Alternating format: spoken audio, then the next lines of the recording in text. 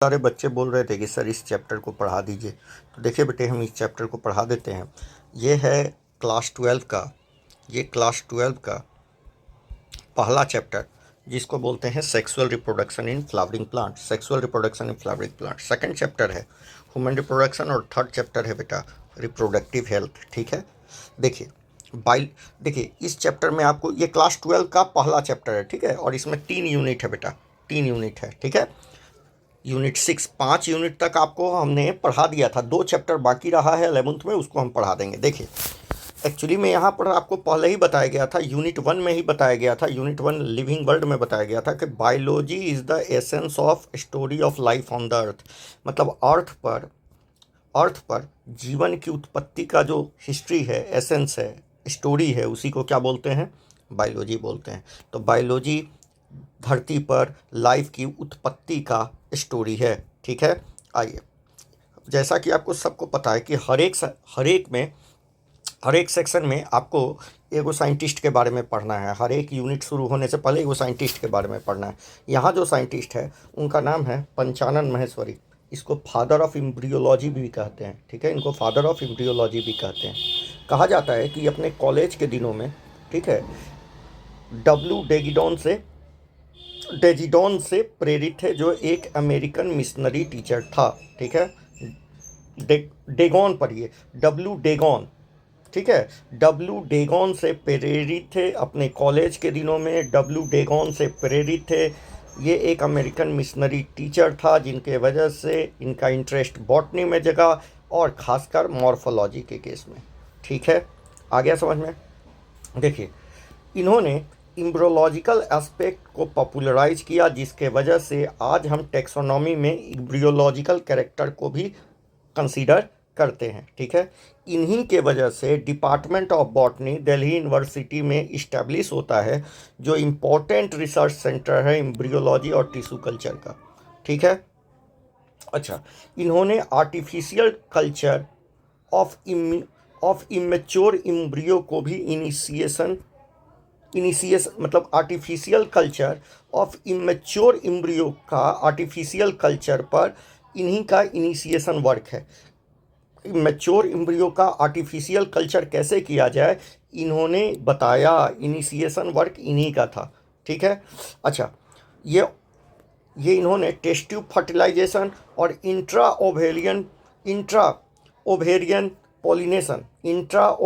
Pollination पर बहुत सारा वर्क किया। ठीक है, टेस्ट ट्यूब फर्टिलाइजेशन और इंट्रा ओवेरियन पॉलिनेशन पर बहुत सारा काम किया, जिसके वजह से वर्ल्ड ने इनको बहुत सराहना की। एक क्लेम का मतलब सराहना किया गया। ठीक है, इनको बहुत सारा प्राइज़ भी दिया गया, इनको बहुत सारा ऑनरशिप दिया गया, जैसे रॉयल सोसाइटी ऑफ लंदन और इंडियन साइंस नेशनल एकेडमी का भी इनको प्राइज़ दिया गया। ठीक है, ऑनर दिया गया। ठीक है, अच्छा, जो पहला आपका एनसीईआरटी का बुक आया था 1964 में, बायोलॉजी का, जो क्लास 12 का आया था, वो इन्हीं के लीडरशिप में आया था। ठीक है, इन्हीं के लीडरशिप में आया था पहला बायोलॉजी का बुक 1964 में।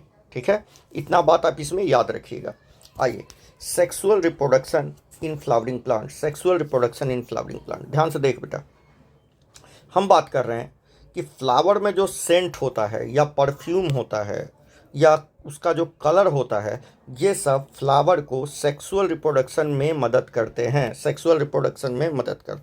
तो फ्लावर में सेंट का होना, परफ्यूम का होना, रिच कलर होना, ये सब सेक्सुअल रिप्रोडक्शन में मदद करता है। ठीक है, फ्लावर, जितने भी फ्लावरिंग प्लांट होते हैं, ये सेक्सुअल रिप्रोडक्शन करते हैं। अच्छा, सेक्सुअल रिप्रोडक्शन करते हैं, और इंड प्रोडक्ट जो सेक्सुअल रिप्रोडक्शन का होता है, वो फ्रूट और सीड होता है। End product of sexual reproduction क्या होता है बेटा? फ्रूट और सीड होता है। कहा जाता है, ध्यान से सुनो, यहाँ कहता है फैसिनेटिंग ऑर्गेन ऑफ एंजियोस्पर्म। देखिए, फ्लावरिंग प्लांट्स का मतलब एंजियोस्पर्म ही होता है। देखिए, फ्लावर बीइंग इंटीमेट, देखो, ह्यूमन और फ्लावर का जो रिश्ता है, ये बहुत घनिष्ठ है, और ये लंबे समय से है। ठीक है, बहुत घनिष्ठ रिलेशनशिप है लंबे समय से। फ्लावर जो है, ये ऑब्जेक्ट है किसका? अध्यात्म का। एस्थेटिक का मतलब अध्यात्म होता है, सजावट का। सोशल, सामाजिक, रिलीजियस, धार्मिक, कल्चरल, सांस्कृतिक वैल्यू होता है।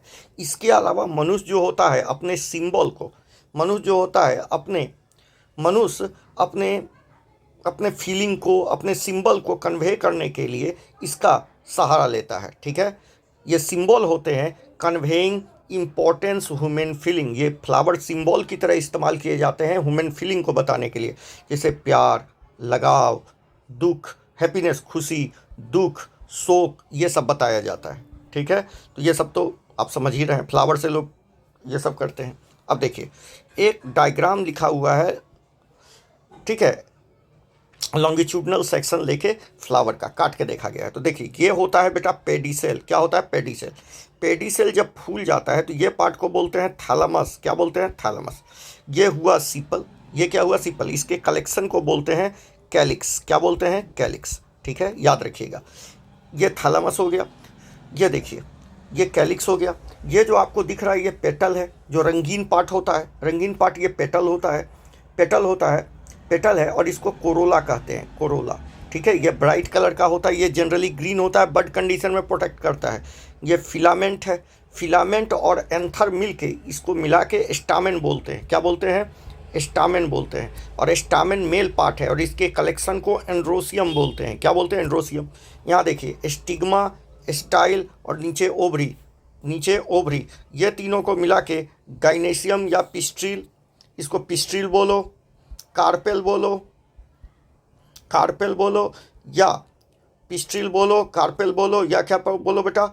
गाइनेशियम बोलो, गाइनेशियम बोलो। ठीक है, सब बात एक ही है। ये सब यूनिट है, और इसके कलेक्शन को पिस्ट्रिल गाइनेशियम यूनिट बोलते हैं। ठीक है, आ गया समझ में? तो ये अच्छा, इसमें जो आपको दिख रहा है कोरोला और कैलिक्स, कोरोला और कैलिक्स, कोरोला और कैलिक्स, ये सब एसेसरी हैं।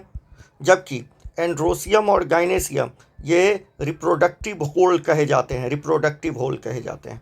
इतना बात आपको याद रखना है, ये सारी बातें आपको याद रखनी है। ठीक है, आइए, यहाँ कहता है, देखिए, कहता है फ्लावर का जो हम यदि खेती करते हैं तो उसको फ्लोरिकल्चर कहते हैं। फ्लावर का खेती करके फ्लावर को हम मार्केट में बेचते हैं। फ्लावर उगाना for for for money money money के लिए उसको फ्लोरिकल्चर कहा जाता है। ठीक है, आइए, कहता है फर्टिलाइजेशन में, देखिए, हम यहाँ पर 3 इवेंट्स पढ़ेंगे। प्री फर्टिलाइजेशन, फर्टिलाइजेशन हम पहले पढ़ेंगे, प्री फर्टिलाइजेशन, उसके बाद फर्टिलाइजेशन, और लास्ट में पोस्ट फर्टिलाइजेशन। इस प्रकार ये चैप्टर क्या हो जाएगा? पोस्ट फर्टिलाइजेशन हम सीड और फ्रूट का फॉर्मेशन कर लेंगे, खत्म। ठीक है, कहता है जब एक्चुअल फ्लावर बनता भी नहीं है, ठीक है, तब ये डिसीजन हो जाता है कि फ्लावर का फॉर्मेशन होना है। कैसे होता है? इसमें उस समय जब ये होना होता है तो बहुत सारे स्ट्रक्चरल और फंक्शनल चेंज होते हैं, बहुत सारा हार्मोनल और स्ट्रक्चरल चेंज होता है, जो लीफी प्राइमोडियल को फ्लोरल प्राइमोडियम में चेंज कर देता है। क्या इसमें लीफी प्राइमोडियम को फ्लोरल प्राइमोडियम में चेंज कर जाता है, मतलब फ्लोरल बर्ड्स में वो कन्वर्ट हो जाता है। किसके प्रेजेंस में? हार्मोन्स के प्रेजेंस में। इन्फ्लोरेसेंस बनता है। इन्फ्लोरेसेंस आर फॉर्म, जिसमें फ्लोरल बर्ड्स होते हैं और बाद में वो किस में बदल जाते हैं? फ्लावर में। तो इन्फ्लोरेसेंस का फॉर्मेशन होता है जिसमें फ्लोरल बर्ड्स होते हैं, जो फ्लोरल बर्ड्स किस में बदल जाते हैं? फ्लावर में बदल जाते हैं। फ्लावर में 2 पार्ट होता है, मेल और फीमेल पार्ट। रिप्रोडक्टिव स्ट्रक्चर होता है, अभी बताए थे, ये एंड्रोसियम और ये गाइनेशियम। कलेक्शन को एंड्रोसियम, कलेक्शन को गाइनेशियम। ठीक है, कहता है androecium consist of whorl of stamen, ये मेल पार्ट को बताता है, और गाइनेशियम फीमेल रिप्रोडक्टिव ऑर्गन है।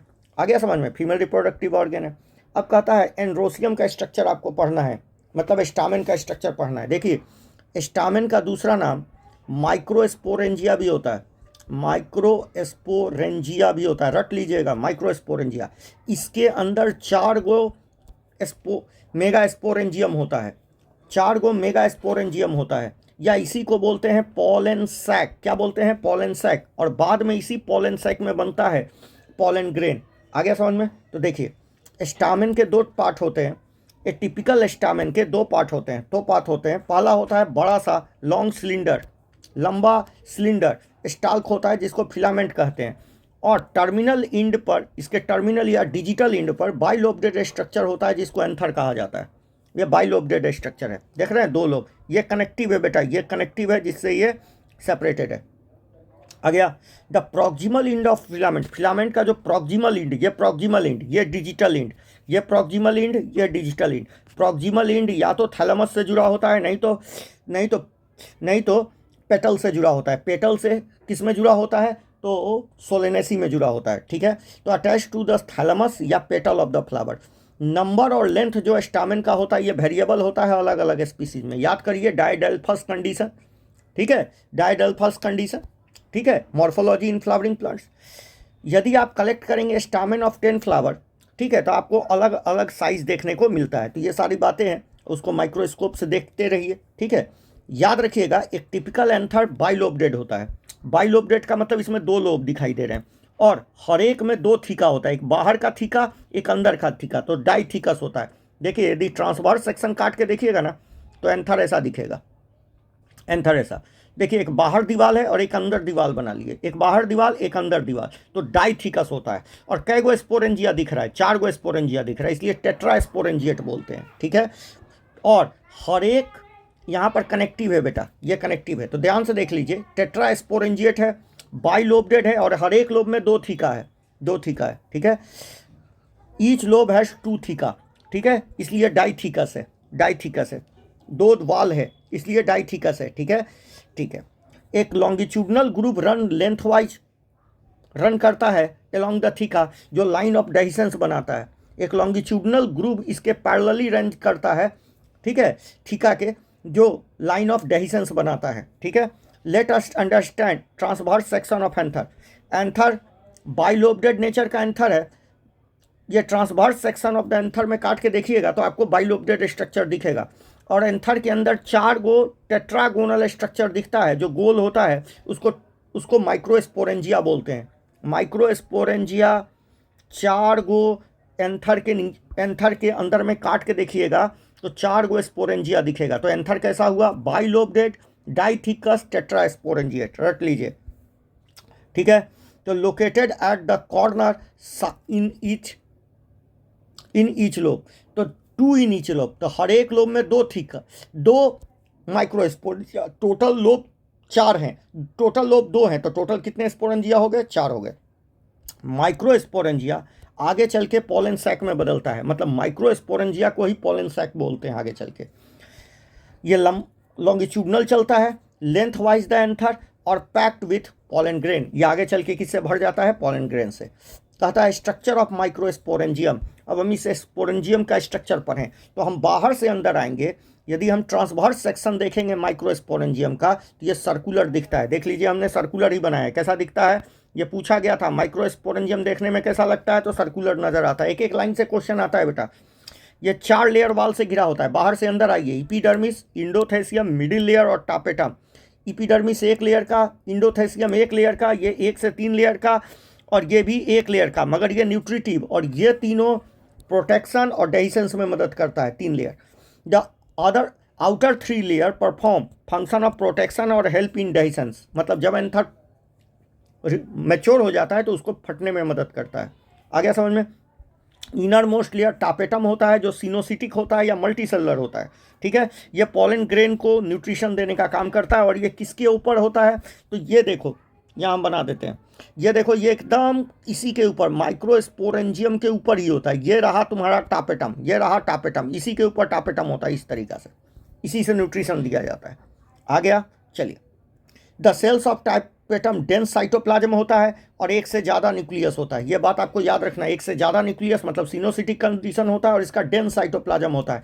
डायरेक्ट एनसीईआरटी का लाइन है, आपको मैच द फॉलोइंग से क्वेश्चन बना देगा।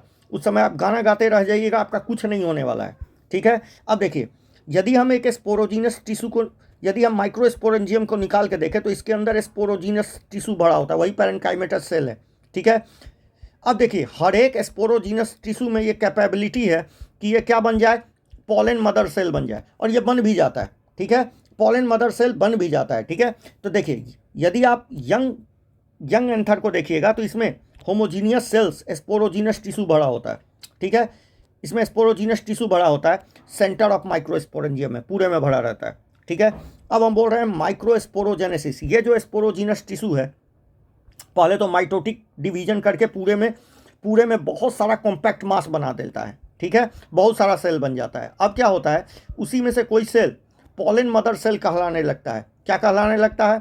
Pollen mother cell. इसमें होता है रिडक्शन डिवीजन, तो 4 गो माइक्रोस्पोर टेट्राड बनते हैं और ये बाद में ये अलग हो जाते हैं तो माइक्रोस्पोर बन जाता है, और माइक्रोस्पोर से ही क्या बन जाता है बेटा? Pollen grain. आ गया समझ में? तो पहले पॉलन मदर सेल बनता है, यह स्पोरोजीनस टिश्यू ही क्या बनाता है? Pollen mother cell. ठीक है, माइटोटिक डिवीजन करके इसी का कुछ सेल फूल जाता है। आ गया समझ में? चलिए, तो बाहर से अंदर आइए, देखिए बाहर से epidermis, endothecium, middle layer, microspore mother cell और टापेटम न्यूट्रिटिव लेयर। देखिए जब फटेगा तो पॉलन ग्रेन रिलीज होगा। ठीक है, यहाँ देख लीजिए, इसके अंदर में दिखाया गया है स्पोरोजीनस टिश्यू, एक एक लाइन देखिए, ये वाला जो घेरा हुआ है ये क्या है? टापेटम। ठीक है, ये जो लेयर है ये मिडिल लेयर है। ठीक है, बाहर ये देखिए बीच वाला कनेक्टिव है, बाहर वाला एपिडर्मिस है, इसके नीचे जो ये दिखाया गया है ये क्या है? इंडोथेसियम। आपको लेवलिंग करने के लिए आ सकता है। ठीक है, याद रखिएगा, 1 महीना है एनसीईआरटी के आपके एग्जाम के लिए, अच्छे से पढ़ाई कीजिए। Each cell of sporogenous tissue a capable of give rising microspore tetrad. मतलब हर एक स्पोरोजीनस टिश्यू का जो सेल है वो किस में बदल सकता है? पॉलन मदर सेल में, और पॉलन मदर सेल से क्या बन जाएगा? माइक्रोस्पोर बनेगा। कहता है each of potential pollen, each one is potential pollen, मतलब हर एक पोटेंशियल पॉलन है। पोटेंशियल माइक्रोस्पोर मदर सेल, हर एक माइक्रोस्पोर मदर सेल में बनने की क्षमता रखता है। कौन? स्पोरोजीनस टिश्यू का हर एक सेल। ये टिश्यू है, उसके सेल को हम बोल रहे हैं कौन सा सेल? Microspore mother cell. ठीक है, microspore mother cell. The formation of microspore from pollen mother cell, microspore mother cell कहो या पॉलन मदर सेल कहो, बात एक ही है। थ्रू मियोसिस, मियोसिस होता है बेटे, और इस प्रोसेस को माइक्रोस्पोरोजेनेसिस कहते हैं। क्या कहते हैं? माइक्रोस्पोरोजेनेसिस कहते हैं। क्या कहते हैं? माइक्रोस्पोरोजेनेसिस। मतलब माइक्रोस्पोर का बनना पॉलन मदर सेल से, इज कॉल्ड मियोसिस के through, is called microsporogenesis. Microspore as they are formed, ये क्लस्टर ऑफ 4 सेल में होते हैं जिसको माइक्रोस्पोर टेट्राड। अच्छा, ये हैप्लॉइड होगा, इससे पहले जो भी होगा वो डिप्लॉइड होगा। ठीक है, एंथर जैसे मैच्योर करता है और डिहाइड्रेट करता है, याद रखिएगा, एंथर जैसे मैच्योर किया और डिहाइड्रेट किया, ये माइक्रोस्पोर टेट्राड के सेल अलग हो जाते हैं। Microspore dissociate from tetrad and develop into pollen grain. कभी कभी बेटा हम माइक्रोस्पोर और पॉलन ग्रेन में कोई डिफरेंस नहीं करते, दोनों के लिए एक ही वर्ड यूज कर लेते हैं। ठीक है, इनसाइड ईच माइक्रोस्पोरेंजियम, हर एक माइक्रोस्पोरेंजियम के अंदर बहुत सारे थाउजेंड्स, याद रखिएगा, हंड्रेड्स कर देगा गलत हो जाएगा, थाउजेंड्स ऑफ माइक्रोस्पोर या पॉलन ग्रेन होते हैं और रिलीज होते हैं डेहिसेंस ऑफ एंथर के साथ। ठीक है, पॉलन ग्रेन माइक्रोस्पोर के लिए ही पॉलन ग्रेन, मगर थोड़ा सा अंतर होता है, पॉलन ग्रेन में वाल आ जाता है और माइक्रोस्पोर में वाल नहीं होता है, थोड़ा सा अंतर है बस, माइन्यूट सा। आ गया समझ में? हम बात करें बेटा पॉलन ग्रेन की, तो पॉलन ग्रेन ये मेल गैमेटोफाइट को बताता है, उसी तरह जो एम्ब्रियो सैक होगा आगे चल के वो फीमेल गैमेटोफाइट को बताएगा। तो पॉलन ग्रेन मेल गैमेटोफाइट को रिप्रेजेंट करता है। आप यदि हैबिस्कस, जिसको आप उड़हुल बोलते हो, यदि छुओगे तो आपको येलोइश पाउडर आपके उंगली पर लग जाएगा। आप उसको यदि ग्लास स्लाइड बना के माइक्रोस्कोप से देखोगे तो आपको अलग अलग टाइप का साइज, शेप, कलर, डिजाइन देखने को मिलता है। आ गया, एक टिपिकल पॉलन होता है वो स्फेरिकल होता है और इसका डायमीटर याद रखना है 25 से 50 माइक्रोमीटर का होता है। इसमें 2 लेयर का वाल होता है, 2 लेयर। आउटर जो हार्ड वाल होता है, आउटर वाला हार्ड वाल होता है जिसको एग्जाइन कहते हैं, ये स्पोरोपोलिन का बना होता है और ये दुनिया का सबसे रेसिस्टेंट ऑर्गेनिक मटेरियल है। ठीक है, ये झेल सकता है किसको? High temperature, strong acid, alkali को झेल सकता है। आज तक ऐसा कोई एंजाइम नहीं हुआ जो स्पोरोपोलिन को क्या कर सके? डिग्रेड कर सके। ऐसा कोई भी एंजाइम आज तक नहीं खोजा गया है जो स्पोरोपोलिन को डिग्रेड कर सके, और स्पोरोपोलिन के वजह से ही इसका फॉसिल हमको देखने को मिलता है। ठीक है, pollen grain exine hand prominent aperture, मतलब एक जगह ये पर यहाँ जहाँ पर स्पोरोपोलिन नहीं होता है, मतलब एग्जाइन जहाँ पर एब्सेंट होता है उस जगह को बोलते हैं जर्म पोर, जहाँ स्पोरोपोलिन एब्सेंट है। ठीक है। तो एक जाइन जो कि स्पोरोपोलिन का बना हुआ है, जहाँ एब्सेंट है उसको जर्मपोर कहते हैं, यहीं से पॉलन ट्यूब निकलता है। Pollen grain preserve as fossil because of, pollen grain का हमको फॉसिल देखने को मिलता है क्योंकि एक जाइन जो होता है वो हार्ड होता है, ठीक है, और ये कभी भी डिग्रेड नहीं करता। इनर वाल जो होता है पॉलन ग्रेन का, ये कंटिन्यूअस होता है और इसको इंटाइन बोलते हैं। इट इज़ थीन और कंटिन्यूअस लेयर होता है। ये सेलुलोज और पैक्टिन का बना होता है। थीन कंटिन्यूअस लेयर है और ये किसका बना हुआ है, सेलुलोज और पैक्टिन का, इंटाइन बोलते हैं। तो देख लीजिए यहाँ पर बाहर वाला एक कवरिंग आ जाएगा, उसको एक जाइन बोलेंगे, और अंदर वाले को क्या बोलेंगे, इंटाइन बोलते हैं, ठीक है। देखिए ऐसे रहेगा, ये रहा एक जाइन और ये है इंटाइन, ये इसका प्लाज्मा मेम्ब्रेन है, ठीक है, प्लाज्मा मेम्ब्रेन, और ये टिपिकल सेल है, ठीक है। ये इसका प्लाज्मा मेम्ब्रेन, ये इसका न्यूक्लियस है। अब देखिए इसमें बड़ा सा वैक्यूलेशन हो जाता है, ये वैक्यूल्स है, ठीक है। ये इसका न्यूक्लियस जो होता है, इसमें एसिमेट्रिक स्पिंडल का फॉर्मेशन होता है, इसलिए एक बड़ा सा न्यूक्लियस बनता है और एक छोटा न्यूक्लियस, मतलब ये साइमेट्रिक डिवीजन होता है, ठीक है, ए माइटोसिस के जैसा, ठीक है।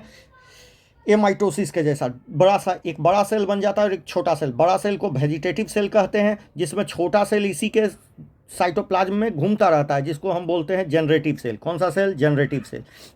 तो पॉलन ग्रेन ज़्यादातर केस में 2 सेल स्टेज में ही पॉलिनेट करते हैं, बड़ा वाला सेल वेजिटेटिव सेल और छोटा वाला सेल जनरेटिव सेल। 60% के केस में 2 सेल में ही पॉलिनेशन हो जाता है, और कुछ का मतलब 40% के केस में 3 सेल, मतलब जनरेटिव सेल 2 मेल गैमेट का फॉर्मेशन कर लेते हैं, ठीक है। चलिए, cytoplasm of pollen grain is surrounded by plasma membrane, अभी आपको बता दिया। देखिए ये प्लाज्मा मेम्ब्रेन है, साइटोप्लाज्म सराउंडेड है। अब देखिए व्हेन पॉलन ग्रेन मैच्योर, जब पॉलन ग्रेन मैच्योर होता है तो इसमें 2 सेल होते हैं, एक बड़ा सा सेल वेजिटेटिव सेल और छोटा सा सेल जनरेटिव सेल, ठीक है। वेजिटेटिव सेल बड़ा होता है और इसमें रिजर्व फूड मटेरियल होता है। इरेगुलर शेप का न्यूक्लियस होता है, याद रखना, इसका इरेगुलर शेप का न्यूक्लियस होता है। दूसरा होता है जनरेटिव सेल, ये स्मॉल होता है और ये साइटोप्लाज्म ऑफ वेजिटेटिव सेल में ही फ्लोट करता रहता है, ठीक है।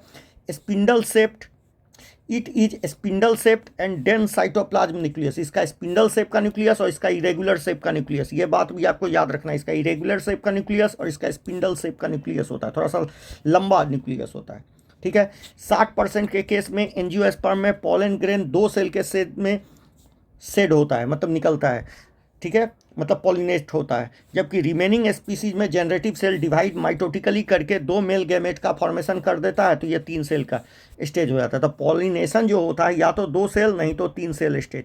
सोच लीजिए मेल गैमेटोफाइट जो है, जिसको आप पॉलन ग्रेन बोल रहे हो, ये हाईली रिड्यूस है। जैसा कि आप पहले देखते थे कि बहुत बड़ा बड़ा प्लांट बनता था, पूरा बॉडी ही क्या था, गैमेटोफाइट था। अब गैमेटोफाइटिक जनरेशन क्या हो चुका है, बहुत ज़्यादा रिड्यूस हो चुका है।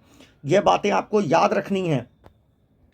अगला बात कह रहा है पॉलन ग्रेन जो है, ध्यान से देखिए, pollen grain of many species allergy भी काउज करता है और ब्रोंकल एफेक्शन काउज करता है, ठीक है, जिसके वजह से क्रोनिक रिस्पायरेटरी डिसऑर्डर जैसे अस्थमा और ब्रोंकाइटिस हो जाता है। तो पॉलन ग्रेन जो होता है बहुत सारे स्पीसीज का क्या काउज करता है बेटा, बहुत सारे एलर्जी और ब्रोंकल एफेक्शन काउज करता है, जैसे जिसके वजह से रिस्पायरेटरी डिसऑर्डर, अस्थमा और ब्रोंकाइटिस हो जाता है। जैसे एक वो नाम दिया है पार्थेनियम का, पार्थेनियम को कैरोट ग्रास या कांग्रेस ग्रास भी कहते थे। ये कॉन्टामिनेटेड वीट के साथ आ गया था भारत 1966 में, क्योंकि उस समय कांग्रेस का शासन था तो इसको कांग्रेस ग्रास भी कहते हैं।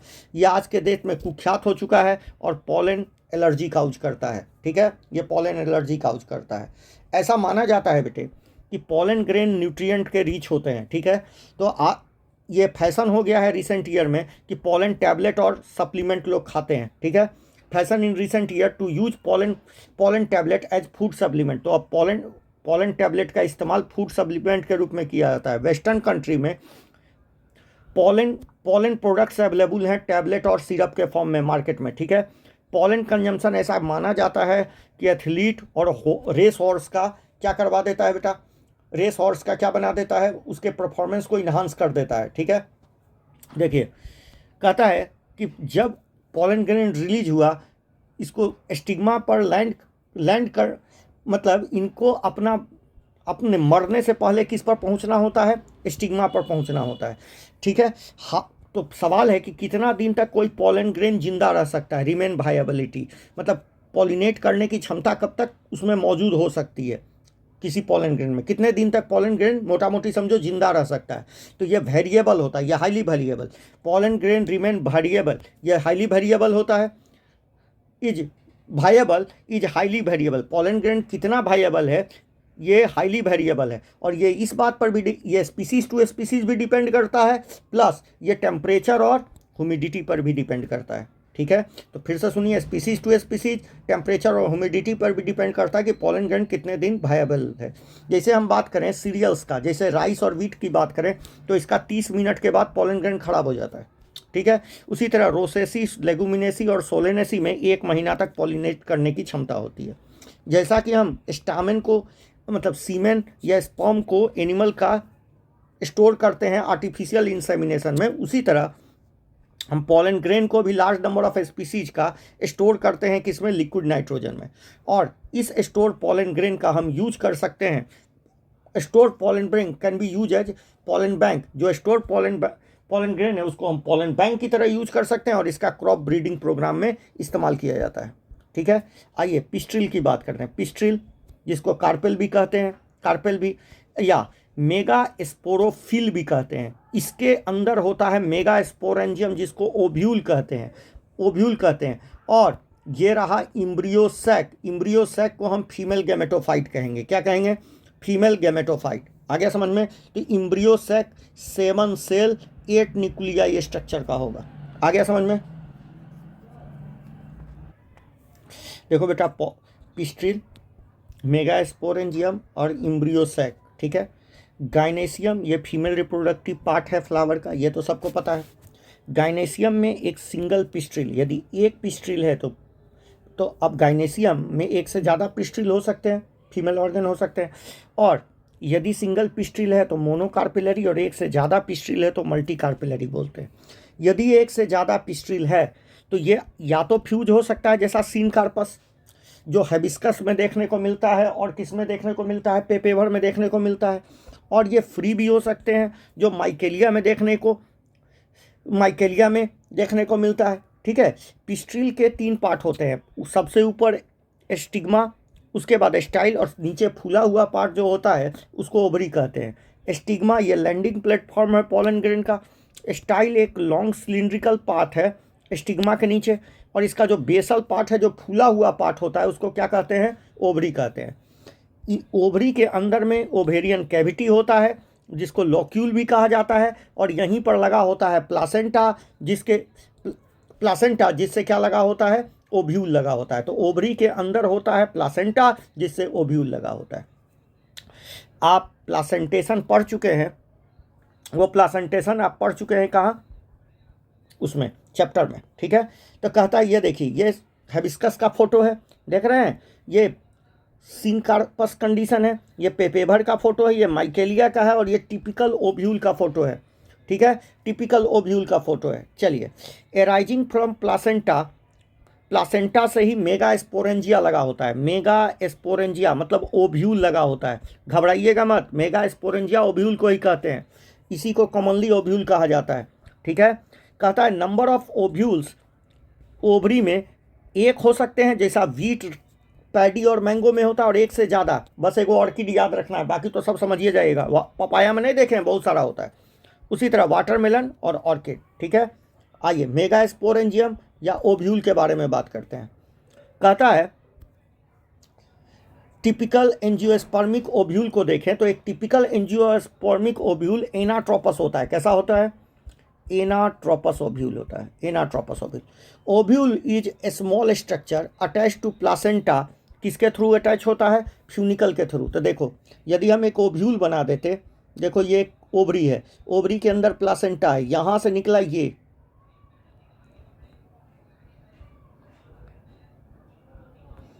देखो ये रहा प्लासेंटा, ये रहा प्लासेंटा, ये प्लासेंटा है, ये फ्यूनिकल है, ये हाइलम है, ये हाइलम है, और ये माइक्रोपाइल है, ये दीवार को माइक्रोपाइल, और इसके अंदर भरा होता है मेगा, इसके अंदर पॉलन मदर सेल भरा होता है।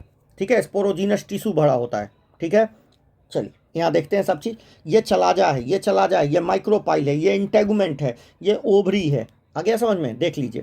तो कहता है the ovule is a small structure attach to placenta by stalk, funicle बोलते हैं। Body of ovule, body of the ovule fuse with किसके साथ, हाइलम के साथ। ओव्यूल का जो बॉडी होता है वो फ्यूनिकल के साथ किस स्ट्रक्चर से जुड़ा होता है, देखो ये हाइलम है, ठीक है। 10 hilum represent junction between ovule and funicle, ठीक है। ओव्यूल और फ्यूनिकल का जो जंक्शन है उसी को क्या बोलते हैं, हाइलम, ठीक है। हर एक ओव्यूल हैज दो एक या दो, देख लीजिए यहाँ पूछ सकता है कि एक होता है कि दो होता है, 1 या 2 प्रोटेक्टिव इन्वेलप होता है जिसको इंटेगुमेंट कहते हैं। इंटेगुमेंट न्यूसेलस, इसके अंदर जो सेल भरा है इसको न्यूसेलस बोलते हैं, न्यूसेलस। ये भी पैरेन्काइमेटस है, ये टिप को छोड़ के हर जगह मौजूद होता है, जहाँ पर नहीं मौजूद होता है उसको माइक्रोपाइल कहते हैं। माइक्रोपाइल के पीछे जो इंड होता है, अपोजिट इंड होता है, उसको चलाजा कहते हैं। तो देखिए ये है चलाजा, ये है चलाजा, ये है माइक्रोपाइल, माइक्रोपाइल, ये है न्यूसेलस, ये है न्यूसेलस, ये है ओव्यूल, ये है प्लासेंटा, पकड़िए प्लासेंटा, ये है फ्यूनिकल, फ्यूनिकल, ये है हाइलम, ये है हाइलम, सब चीज़ पकड़िए जल्दी जल्दी, ठीक है। आइए, representing basal part of the ovule, तो चलाजा जो है बेसल पार्ट ऑफ ओव्यूल है, ठीक है। अच्छा, जहाँ से इंटेगुमेंट एराइज करता है, enclosing with in the integument, integument के अंदर में जो मास ऑफ सेल्स होता है उसको न्यूसेलस कहते हैं। पैरेन्काइमेटस सेल है, ठीक है, इसमें रिजर्व फूड मटेरियल होता है, ठीक है। अच्छा, located nucellus embryo sac female, अच्छा, located in the nucellus embryo sac का फॉर्म, न्यूसेलस के अंदर ही इम्ब्रियो सैक का फॉर्मेशन होता है। होता क्या है, ध्यान से सुनिए, होता क्या है, ये न्यूसेलस का जो सेल होता है, कोई एक सेल बड़ा हो जाता है, कोई एक सेल खा पी के मोटा हो जाता है, खा पी के बड़ा हो जाता है, ठीक है। अच्छा, द ओव्यूल जनरली है सिंगल इम्ब्रियो सैक, एक ओव्यूल में जनरली एक ही इम्ब्रियो सैक होता है, ठीक है। और ये किससे बनता है, form from megaspore mother cell, megaspore mother cell से बनता है, मेगास्पोर से बनता है, मेगास्पोर, ठीक है। अब देखिए, देखिए कहता है the process of megasporogenesis, megaspore mother cell से मेगास्पोर का बनना ही क्या कहलाता है, मेगास्पोरोजेनेसिस। मेगास्पोर मदर सेल से मेगास्पोर का बनना ही क्या कहलाता है, मेगास्पोरोजेनेसिस।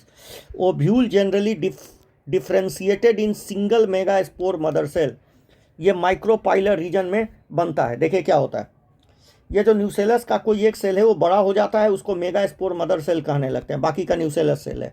अब ये सेल में रिडक्शन डिवीजन होता है, 2 सेल बन जाता है, पहले मेगास्पोर डायड बनता है, फिर मेगास्पोर टेट्राड बनता है, इसके 3 सेल मर जाते हैं। ऐसे डेवलपमेंट को मोनोस्पोरिक डेवलपमेंट कहा जाता है। माइक्रोपाइल से 3 सेल मर गए, अब जो एक सेल बना यही मेगास्पोर फंक्शनल मेगास्पोर है, इसमें 2 बार माइटोटिक मतलब 3 बार माइटोटिक डिवीजन होता है, 3 बार, टोटल 8 सेल। और उसके बाद यहाँ टोटल एक सेल के अंदर में 8 गो न्यूक्लियस है, जिसमें 6 के अराउंड सेल वॉल का फॉर्मेशन हो गया, सेल वॉल का। इसलिए एक टिपिकल माइक्रोस्पोर, टिपिकल मेगास्पोर बन गया, टिपिकल इम्ब्रियो सैक इसको बोलने लगते हैं। सेल वॉल बनने के बाद इसको इम्ब्रियो सैक बोलने लगते हैं। और इम्ब्रियो सैक में 7 सेल है और 8 न्यूक्लियाई है। कितना है, 8 न्यूक्लियाई स्ट्रक्चर है, 7 सेल 8 न्यूक्लियाई स्ट्रक्चर है। अब देखिए, जो टिपिकल ओव्यूल होता है वो नीचे होता है, यही एनाट्रोपस ओव्यूल है, यहाँ पर सीधा करके बनाया, इससे घबराने की बात नहीं है। देखिए, जो नीचे 2 सेल बनते हैं, जो नीचे मतलब माइक्रोपाइल के ये 2 सेल सिनर्जीट कहे जाते हैं। एक जो पीछे सेल दिखा है मतलब यहीं पर बनता है, इसको एक सेल बोलते हैं। दोनों को मिला के एक एपरेटस बोला जाता है। सिनर्जीट के में ही फिलीफॉर्म एपरेटस होता है जो माइक्रोपाइल को गाइड, जो पोलन ट्यूब को गाइड करता है, ताकि पोलन ट्यूब किसमें आके अपना मेल गैमेट रिलीज करे, इसमें रिलीज करे, ठीक है। बीच में पोलर न्यूक्लियाई होता है। क्या होता है, 2 पोलर न्यूक्लियाई होता है, 2 पोलर पोलर न्यूक्लियाई। और इसको मिला के देखो, ये पोलर न्यूक्लियाई या पूरा सेल मिला के सेंट्रल सेल। तो पूछेगा कि इम्ब्रियो सैक में सबसे बड़ा सेल कौन सा होता है, तो आपको बताना होगा central cell is the largest cell. Micropyle के पीछे जो सेल इंड होता था उसको क्या बोलते थे, चलाजा। चलाजा पर 3 सेल होता है एंटीपोडल। तो सेल गिनो, 1 2 3, ये पूरा एक 4 5 6 7, तो 7 सेल 8 न्यूक्लियाई, 1 न्यूक्लियाई ज़्यादा, ठीक है। आ गया, चलिए, of the nucellus the large cell contents. अब एक सेल बड़ा हो गया, एक सेल बड़ा हो गया न्यूसेलस का, उसमें डेंस साइटोप्लाज्म हो गया और प्रोमिनेंट न्यूक्लियस, बड़ा सा न्यूक्लियस हो गया। एमएमसी अंडरगो माइटोटिक डिवीजन, ठीक है। कहता है एमएमसी माइटोसिस का क्या महत्व है, व्हाट इज द इंपॉर्टेंस। भाई रिडक्शन डिवीजन होगा तभी तो क्या बनेगा, हैप्लॉइड मेगास्पोर बनेगा। तो हैप्लॉइड 4 गो मेगास्पोर, जिसमें 3 मेगास्पोर मर जाता है और एक बचता है, ऐसे को मोनोस्पोरिक डेवलपमेंट कहा जाता है। फीमेल गैमेटोफाइट का formation, majority of flowering plant megaspore one, सिर्फ एक megaspore is functional, 3 generate only functional megaspore female gametophyte या एम्ब्रियो सैक बनाता है, रटना है। ऐसे ऐसे एम्ब्रियो सैक का formation from single megaspore formation से जो बनता है उसको क्या बोलते हैं, मोनोस्पोरिक डेवलपमेंट बोला जाता है। ठीक है, कहता है the study about formation of embryo sac in detail. आइए हम डिटेल में एम्ब्रियो सैक का फॉर्मेशन कहते हैं। Nucellus functional megaspore divide mitotically, और ये 2 न्यूक्लियाई बनाता है, 2 न्यूक्लियाई बनाया, दोनों अपोजिट इंड पर चले जाते हैं। ठीक है, पहले तो दोनों अपोजिट इंड पर, अपोजिट पोल पर चले गए। ठीक है, अपोजिट पोल मतलब माइक्रोपाइलर और चलाजल पोल पर चले गए, जिससे 2 न्यूक्लिएटेड एम्ब्रियो सैक बन जाता है। क्या बन जाता है, 2 न्यूक्लिएटेड एम्ब्रियो सैक। फिर से इसमें एक बार और माइटोसिस होता है, और ये सारा माइटोसिस फ्री न्यूक्लियर है। ठीक है, 4 न्यूक्लिएटेड स्टेट बनता है, बाद में 8 न्यूक्लिएटेड एम्ब्रियो सैक बन जाता है। ठीक है, यहाँ पर देख, interesting to note, mitotic division ये फ्री न्यूक्लियर डिवीजन है, मतलब इसमें कोई साइटोप्लाज्म का बंटवारा नहीं हुआ है। Nuclear division are not immediate cell wall formation, इसमें सेल वॉल का फॉर्मेशन नहीं है। जनरली में सेल वॉल होता है, मगर सेल वॉल का फॉर्मेशन नहीं हुआ। जब 8 न्यूक्लिएटेड स्टेट बन जाता है उसके बाद सेल वॉल का फॉर्मेशन होता है, जिससे फीमेल गैमेटोफाइट या एम्ब्रियो सैक का फॉर्मेशन हो जाता है। Observation is distribute, observe the distribution of cell inside the embryo sac. आप इस डिस्ट्रीब्यूशन को देख सकते हो, 8 डिस्ट्रीब्यूशन को देख सकते हो। क्या होता है इस डिस्ट्रीब्यूशन में, 8 न्यूक्लियाई स्टेज में 6 ऑफ 8, मतलब 8 न्यूक्लिएटेड में सिर्फ 6 के अराउंड सेल वॉल का फॉर्मेशन होता है, और 2 जो होता है वो पोलर न्यूक्लियाई के फॉर्म में सेंट्रल में मौजूद होता है। ठीक है, सेंटर में मौजूद होता है। ठीक है, सेंटर में मौजूद होता है। आर सिचुएटेड बिलो, आ रहा समझ में। एग एपरेटस नीचे होता है, ऊपर की ओर क्या होता है बेटा, ऊपर की ओर क्या होता है, एंटीपोडल होता है, और बीच में 2 पोलर न्यूक्लियाई और सेंट्रल सेल, पूरा मिला के सेंट्रल सेल कहा जाता है, लार्ज सेंटर। सबसे बड़ा कौन होता है, सेंट्रल सेल। एम्ब्रियो सैक में सबसे बड़ा सेल कौन सा होता है, central cell. There is characteristic distribution of cell within the embryo sac. ठीक है, करेक्टरिस्टिक डिस्ट्रीब्यूशन है, मतलब फिक्स है कि माइक्रोपाइलर इंड के तरफ ये मिलेगा और चलाजा के तरफ वो मिलेगा। The cells group together micropylar end constitute egg apparatus. Egg apparatus में क्या होते हैं, 2 सिनर्जिड होता है और एक सेल होता है। सिनर्जिड जो होता है, ये सेलुलर, सिनर्जिड में cellular thickening at the micropylar tip, मतलब सिनर्जिड के पास स्पेशल सेलुलर थिकनिंग पाया जाता है माइक्रोपाइलर टिप में। कॉर्ड, इस थिकनिंग को क्या बोलते हैं, filiform apparatus, finger like apparatus पाए जाते हैं, सेलुलर थिकनिंग पाया जाता है, जो इंपॉर्टेंट रोल निभाता है किसमें, पोलन ट्यूब को सिनर्जिड के अंदर लाने में, गाइड करने में, guide pollen tube into the synergid. The 3 cell जो चलाजा इंड पर मौजूद होते हैं उसको एंटीपोडल सेल करते हैं। एक लार्ज सेंट्रल सेल होता है, जैसा कि मेंशन पहले बताया गया है, जिसमें 2, तो सेंट्रल सेल में कितने पोलर न्यूक्लियाई होते हैं, ये भी क्वेश्चन है। सेंट्रल सेल में 2 पोलर न्यूक्लियाई होते हैं, सेंट्रल सेल में 2 पोलर न्यूक्लियाई होते हैं। ठीक है, ये भी क्वेश्चन पूछा गया था कि सबसे बड़ा सेल कौन है और कौन ऐसा सेल है एम्ब्रियो सैक में जिसमें 2 पोलर न्यूक्लियाई है, तो आपको बताना होगा central cell. A typical angiospermic embryo sac at maturity 8 nucleated और 7 सेल का स्ट्रक्चर होता है। आइए बेटा अब हम देखते हैं पॉलिनेशन।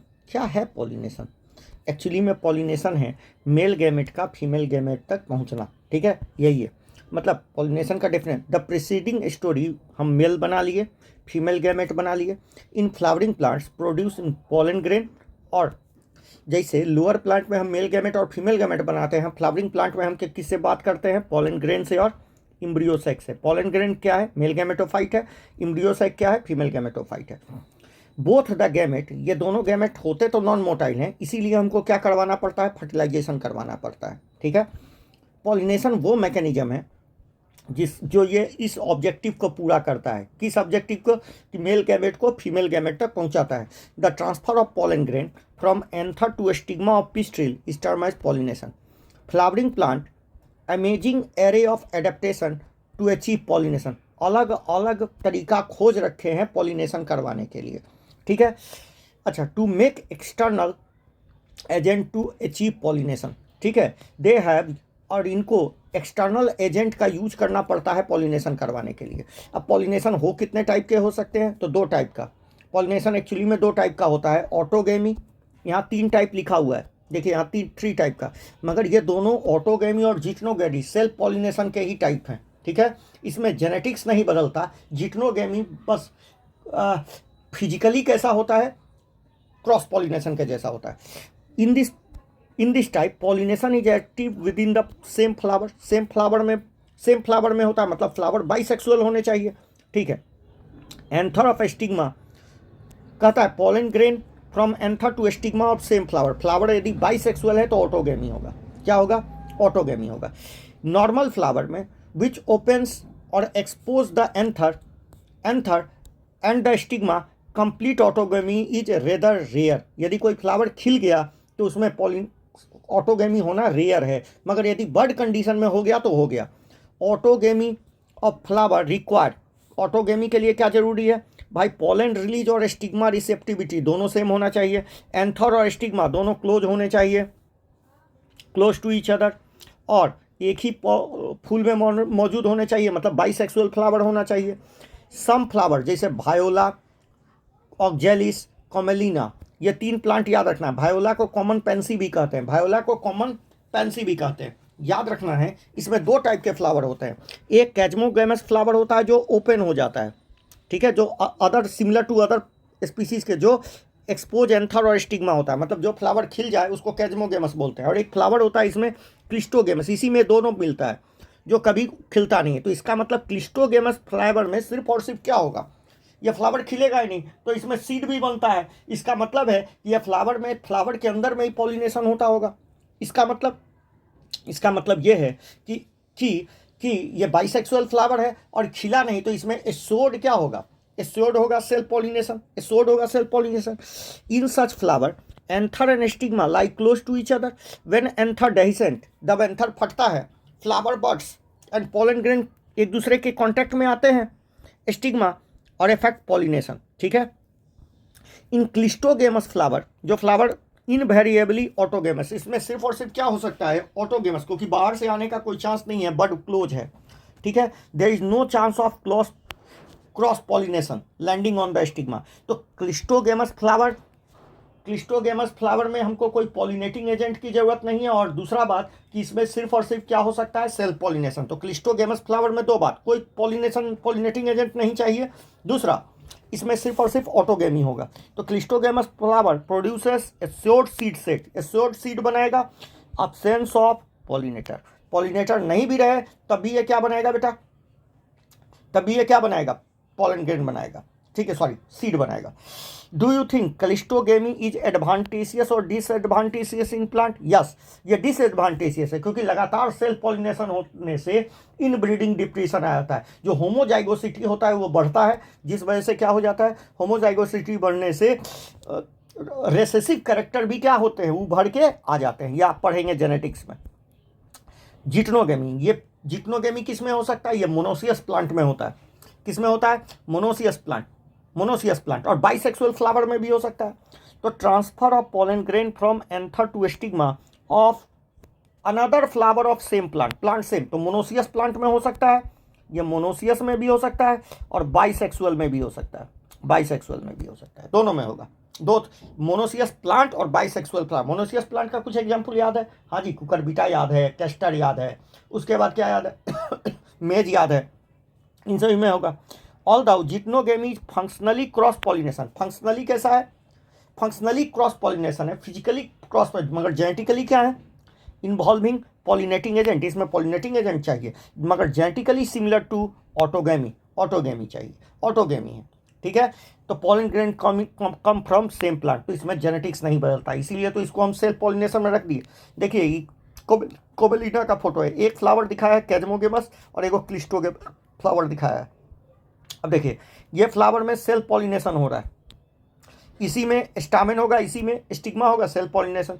यहाँ देखिए क्रॉस पॉलिनेशन का दूसरा एग्जाम्पल दिखा हुआ है सनफ्लावर में, देख रहे हैं, मधुमक्खी यहाँ पर क्रॉस पॉलिनेशन करवा रहा है। एक लाइन रटना है बेटे एनसीईआरटी का। जीनोगेमी इसी को एलोगेमी भी कहते हैं, जेनोगेमी, एलोगेमी या क्रॉस पॉलिनेशन भी कहा जाता है।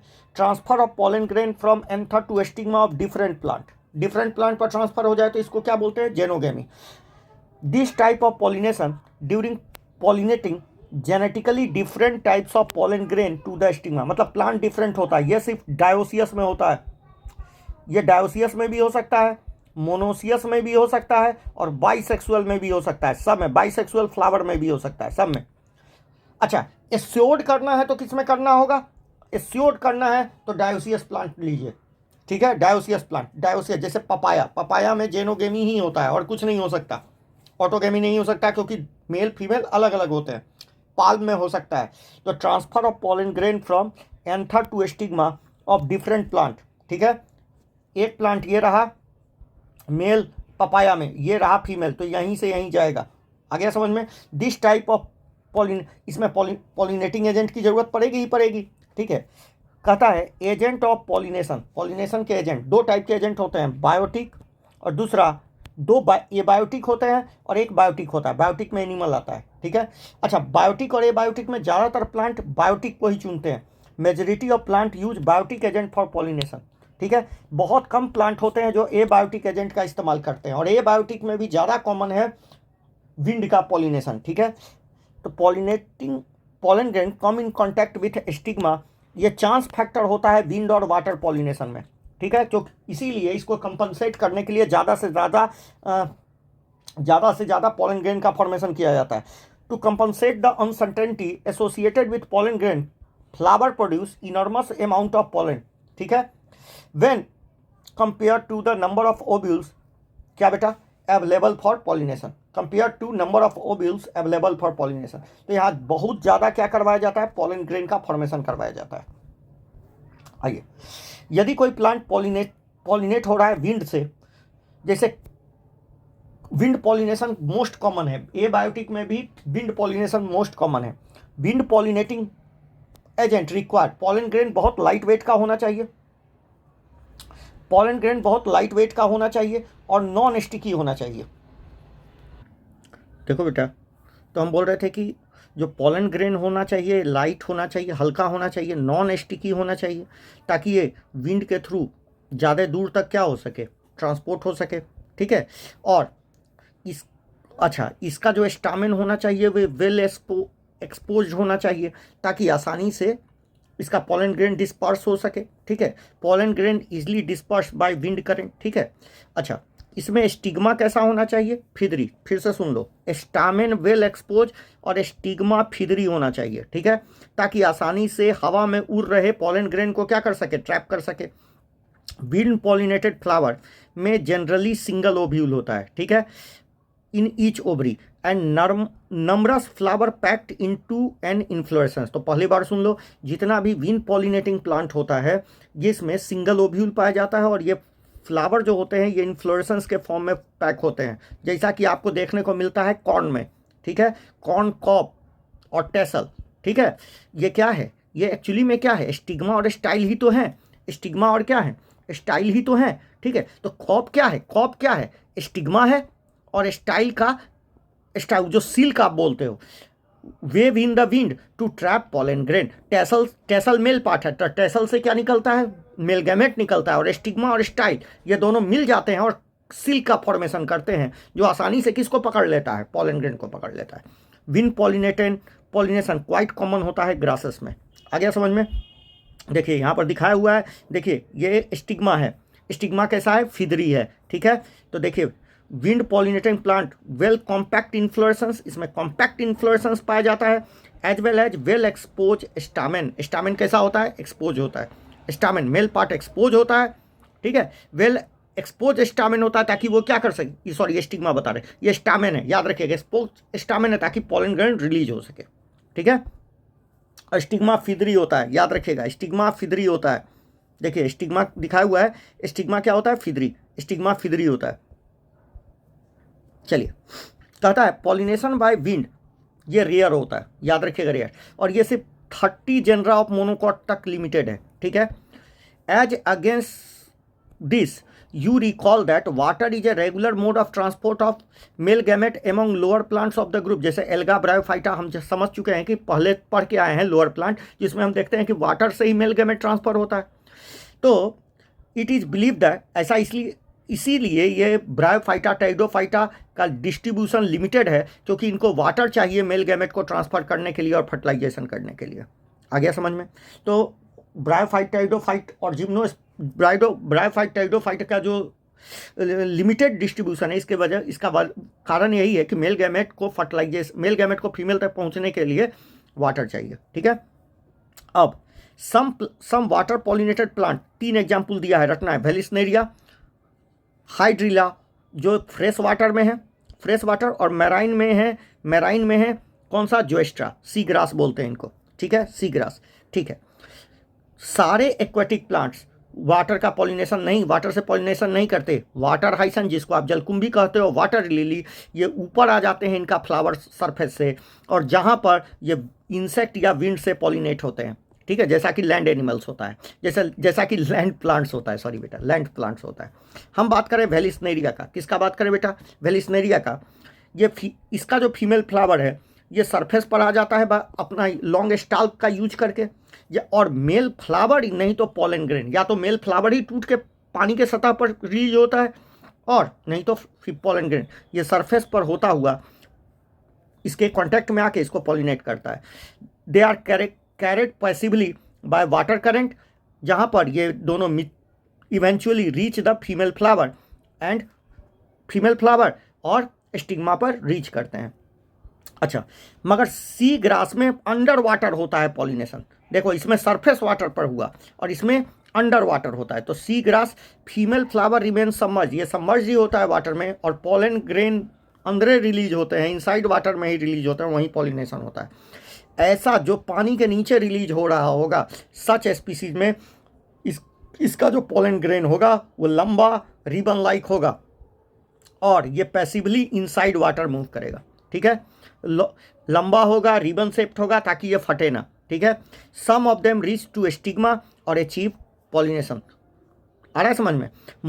Most of water pollinated species pollen grain, ज़्यादातर जो वाटर पॉलिनेटेड स्पीसीज होते हैं उनका जो पॉलन ग्रेन होता है उस पर एक प्रोटेक्टिव कवरिंग होता है, जिसको हम म्यूसिलेज का कवरिंग बोलते हैं, ताकि वो खराब ना हो। ठीक है। तो वाटर पॉलिनेटेड प्लांट का जो पॉलन ग्रेन होता है वो प्रोटेक्ट किया जाता है वेटिंग से, वेटिंग मतलब गीला होने से, म्यूसिलेजिनस कवरिंग से। ठीक है। The wind and water pollinated flower do not, इसमें कलर नहीं होता और इसमें नेक्टर नहीं होता। कारण क्या है भाई? कोई रिवार्ड तो देना नहीं है किसी को, ये तो एबायोटिक एजेंट को यूज कर रहे हैं, इसलिए इसमें ये नेक्टरलेस और कलरलेस होते हैं, ऐसा हम बोल सकते हैं। देखिए, वेलिस्नेरिया का एग्जाम्पल दिया हुआ है, जिसमें फीमेल फ्लावर स्टाल का यूज करके ऊपर आ गया, मेल फ्लावर रिलीज हुआ या मेल पॉलन रिलीज हुआ, यहाँ के पॉलिनेशन हो गया, आ गया। अच्छा, ज़्यादातर जो फ्लावरिंग प्लांट्स होता है ये एनिमल्स का भी यूज करता है, बोले थे बायोटिक एजेंट का, पॉलिनेटिंग एजेंट का यूज करते हैं, जिसमें bee, butterfly, fly, beetle, wasp, ant, moth, birds, humming bird, sun bird. ठीक है। तो कौन कौन? Bee butterfly flies, beetle, wasp, ant, moth, birds का भी यूज करते हैं, एंड बैट्स का भी यूज करते हैं। ठीक है। तो बर्ड्स, बैट्स का भी यूज किया जाता है। द कॉमन पॉलिनेटिंग, ये सब कॉमन पॉलिनेटिंग एजेंट है। तो कौन कौन है बोलिए, मेरे साथ बोलिए। Bee butterfly fly, beetle, wasp, ant, moth, bird, bat. ठीक है। इनके अलावा among these animals insect, particularly bee, ये डोमिनेंट बायोटिक एजेंट है। तो हम बोले बायोटिक एजेंट में भी सबसे डोमिनेंट कौन है? तो इंसेक्ट है। इंसेक्ट में भी कौन डोमिनेटिंग है? तो बीज है। ठीक है। इवन ये भी देखा गया है कि बड़े बड़े जीव भी क्या करते हैं, इवन लार्जर एनिमल जैसे प्राइमेट, लेमर्स, ठीक है, आर्बोरियल रोडेंट्स, पेड़ पर रहने वाले चूहा, ठीक है, रेप्टाइल्स, जिंको, गार्डन लिजार्ड, जिको लिजार्ड, ये सब भी क्या करवाते हैं? पॉलिनेशन करवाते हैं ऑफ सम स्पीसीज। ठीक है। Flower of animal pollinated plant are specially adapted for particular species of animal. तो ये जो एनिमल से जो पॉलिनेटेड होते हैं वो पार्टिकुलर स्पीसीज से ही होते हैं। ठीक है, उन्हीं के प्रति एडेप्टेड होते हैं। ठीक है, म्यूचुअलिज्म पाया जाता है इनमें।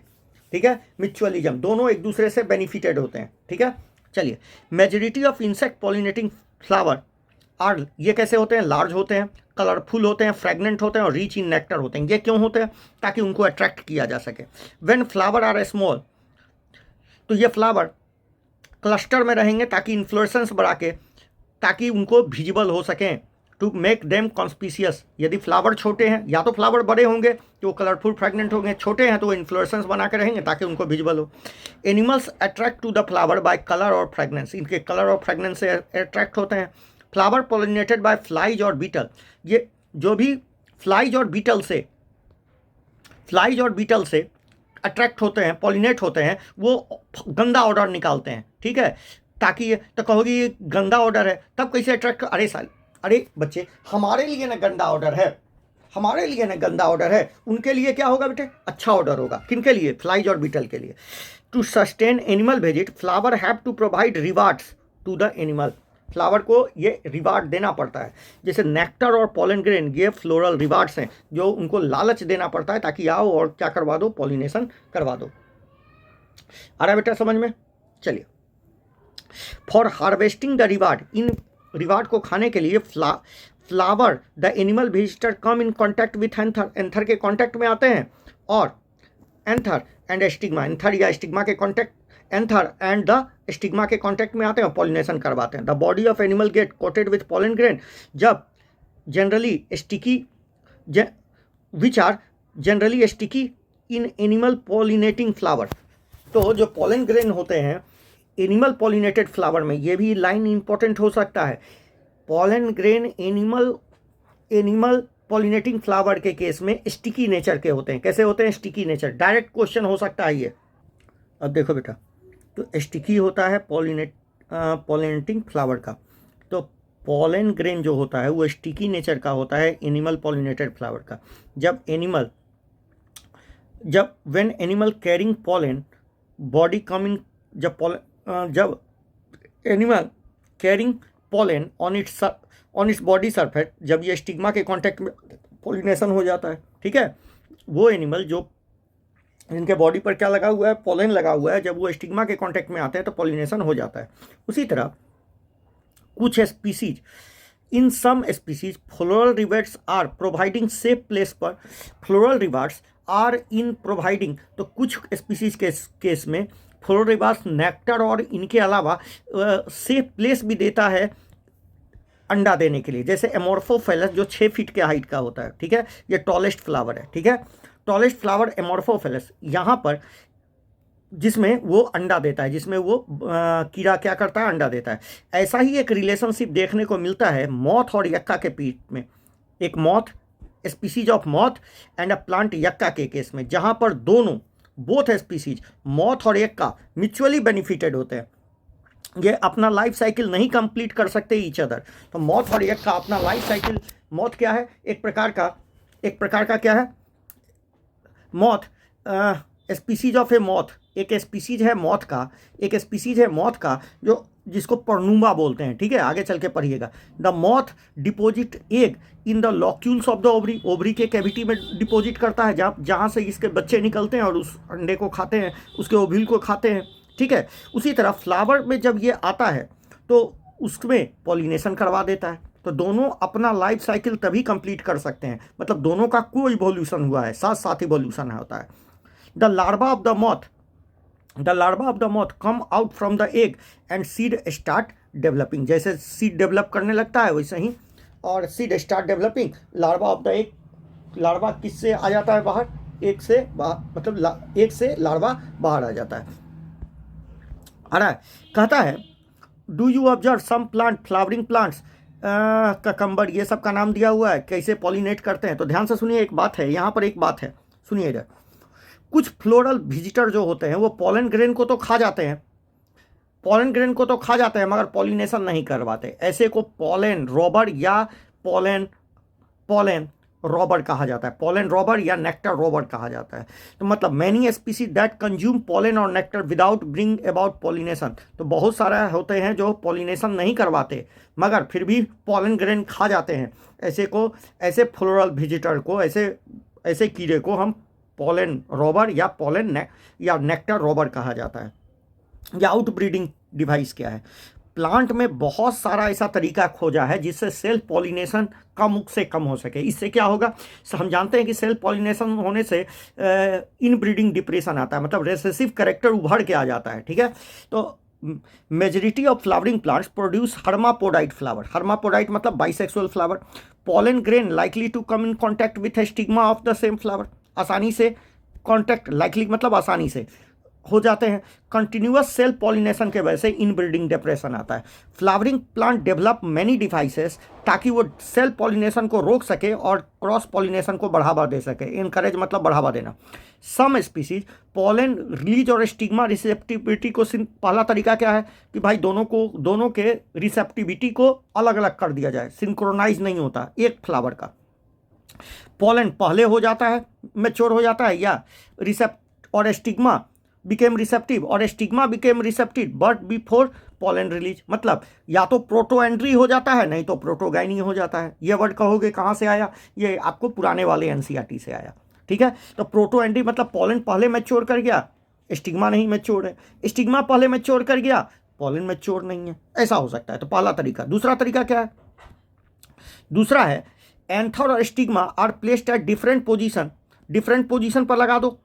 ठीक है, pollen come in contact with stigma of the same flower, दोनों को अलग अलग। मगर मोनोसियस, ये कंडीशन कह रहा है मोनोसियस। बताइए मोनोसियस प्लांट में क्या जिट्नोगेमी रुकेगा क्या? नहीं रुकेगा। तो सबसे बढ़िया तरीका है डायोसियस प्लांट बनाना। क्या बनाना?